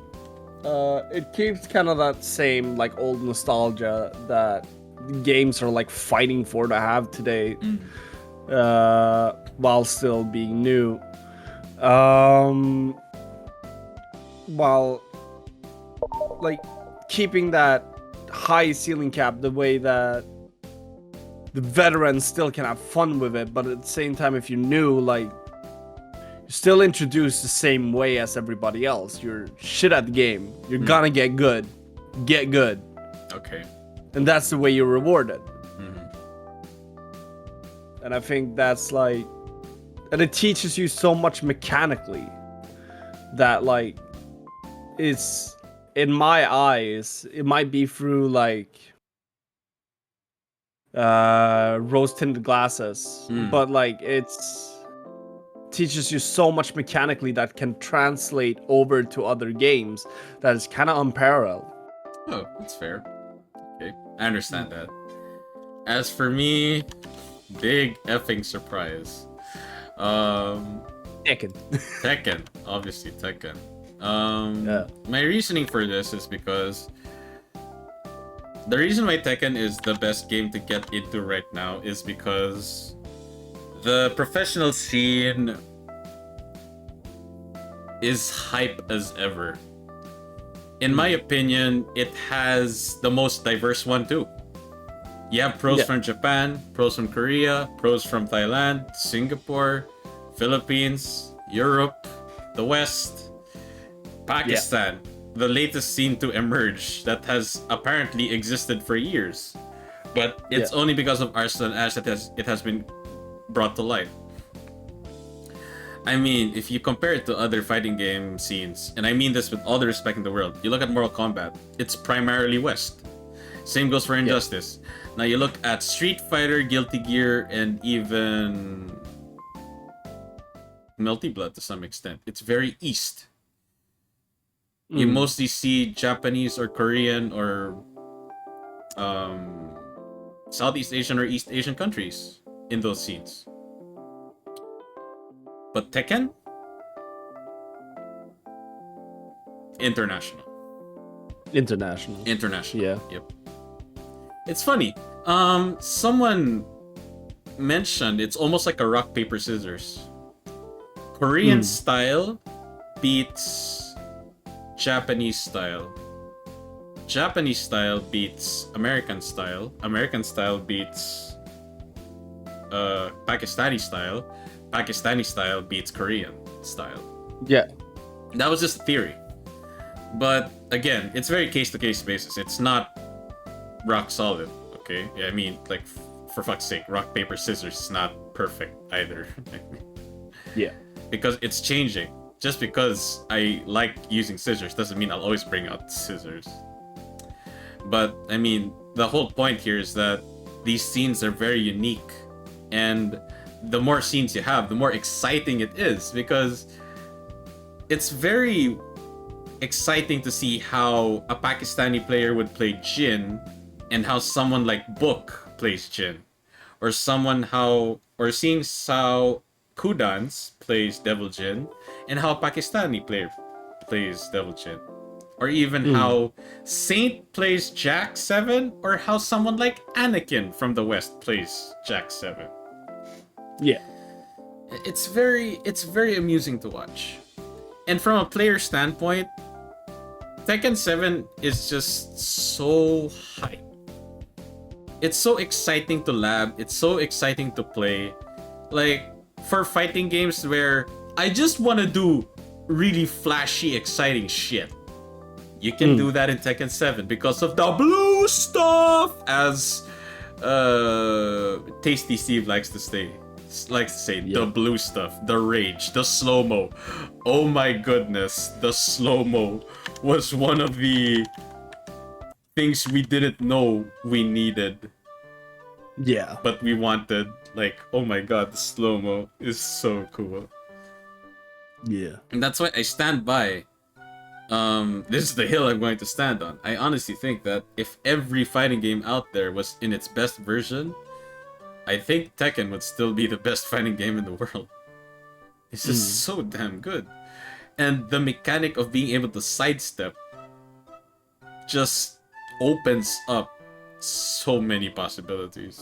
So many situations. Alright, okay, that's it. That was the last question. Thank you so much. Yes.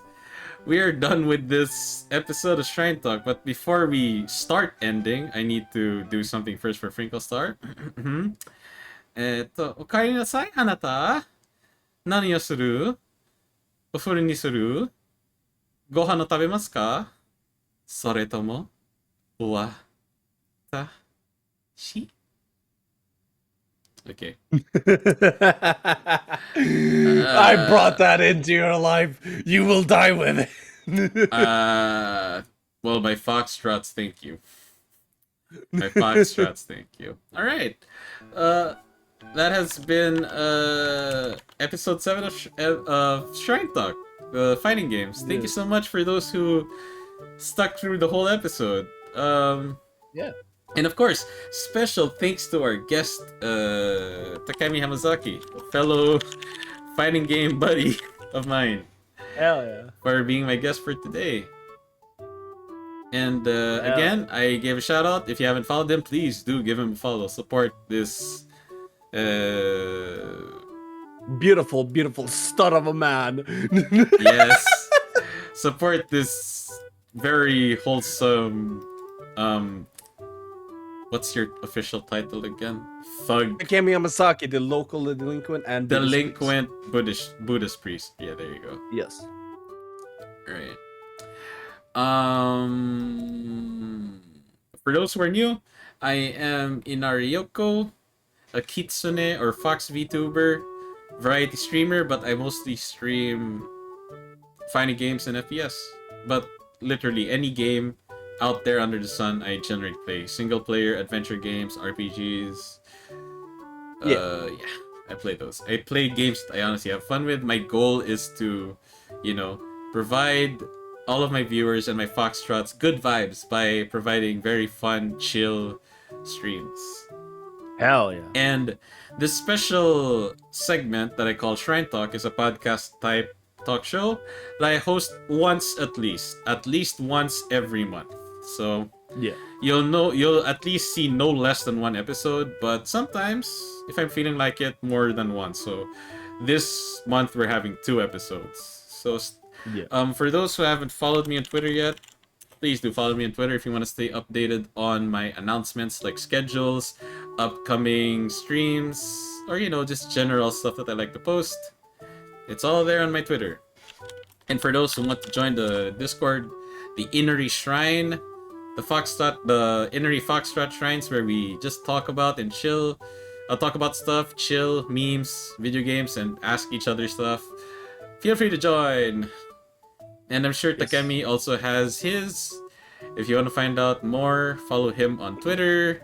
Or on Twitch, whatever suits your boat. Yes. Whatever floats your boat. Yes. All right. I'm just gonna do my usual thing before I end the stream. Here's a recap of my schedule this week. We ended with this. Fighting games, Shrine Talk episode 7. The topic was fighting games. Of course, my guest was Takemi Hamazaki. the Takemi Hamazaki, yes. But my schedule this week was this. I had Metal Gear Solid 5 on Monday. I rested the day after, which turned into an impromptu stream. Wednesday was a holiday in Japan, so I had no classes, so I double streamed. I streamed Apex Legends and more Apex Legends. Then Thursday, I streamed Breath of the Wild. Yesterday, Friday, I streamed more Breath of the Wild. And today, I streamed Back for Blood because I was helping out Chica and a couple of Foxtrots to clear some maps, get some cards, that kind of stuff. Then, of course, Shrine Talk with Takemi. Tomorrow, I'll have some guerrilla streams. I still have no clue what I'm going to stream tomorrow, but I'm still game.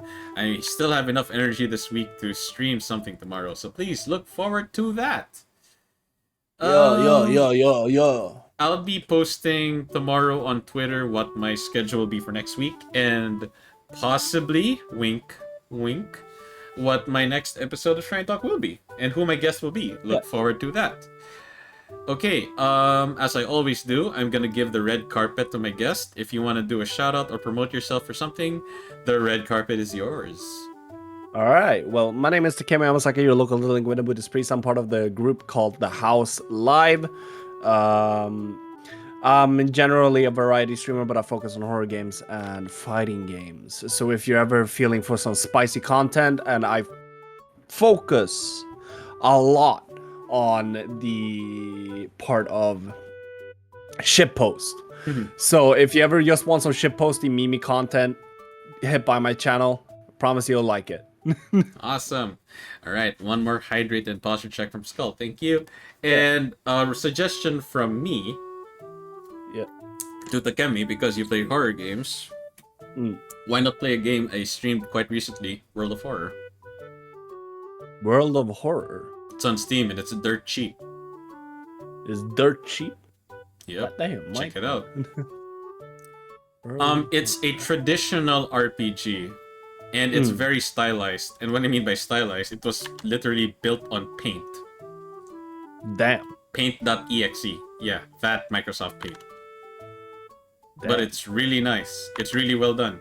It's a very fun, like, classic RPG style, almost D&D style. Horror elements. I mean, the whole world was inspired by, it was basically a love child of H.P. Lovecraft and Junji Ito. Hell yeah, Junji Ito. Yeah. You're basically a character, you get to choose your character. You're basically trying to save the world from the old gods.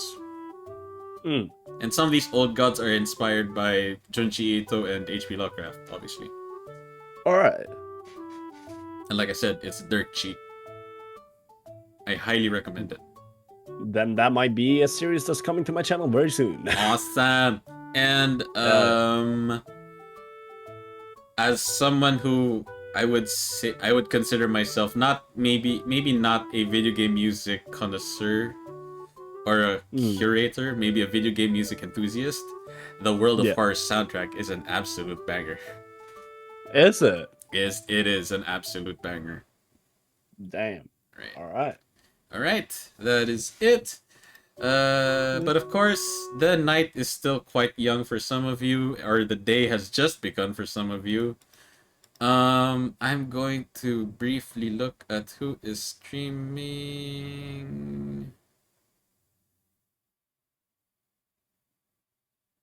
Let's see. Oh, Momo is streaming Valorant.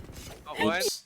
I forgot to mute Twitch. They are streaming Valorant again, but I already raided Momo.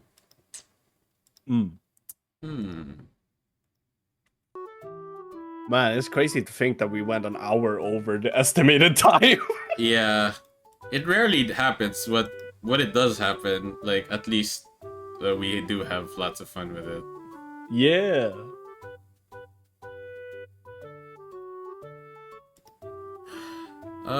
Let's see. Oh, this is new. Likila Absol is actually streaming Valorant.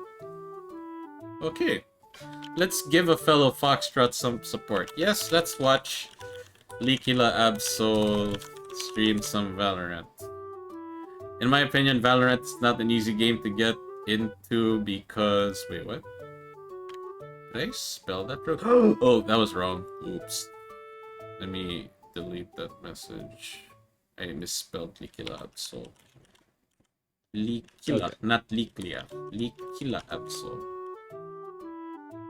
There you go, they're streaming Valorant. Valorant's not an easy game to get into, not because it's Counter-Strike based, but because it is arguably one of the most toxic shoot FPS games out there that isn't Call of Duty. Let's go! MLG horns! Alright, we're gonna raid Likila Absol. They just started like a couple of minutes ago, so yeah, it should be a good time to raid them. Yes. And thank you for the follow, Sir Steve. I hope I pronounced this. Yes. Well, this is just bad timing. Unfortunately it is, Sir Steve, but don't worry, there's always another stream around the corner. You can look forward to my next streams, or Takemi's next streams, or the stream that we are about to raid. We are going to raid Likila Absol, who's streaming Valorant. And yeah, my next episode of Shrine Talk is sometime next week, so look forward to my announcement tomorrow. Please look forward to that. But for now, look forward to Likila Absol stream for Valorant. Let me prep the raid. And again, please, let's support Likila, because Valorant is not an easy game to play or get into, because again, toxicity levels very radiant. Wink, Yes. wink.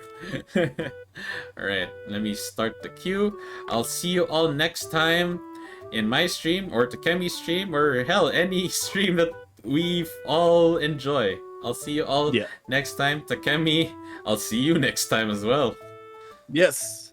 Alright. Bye-bye, y'all. Sayonara, Otsuyoko deshita. Thank you for the reminder, Chaos. Here is the raid message. I'm gonna promote my Twitter for one more time, and my Discord as well one more time. That Discord invite is only gonna last for 24 hours.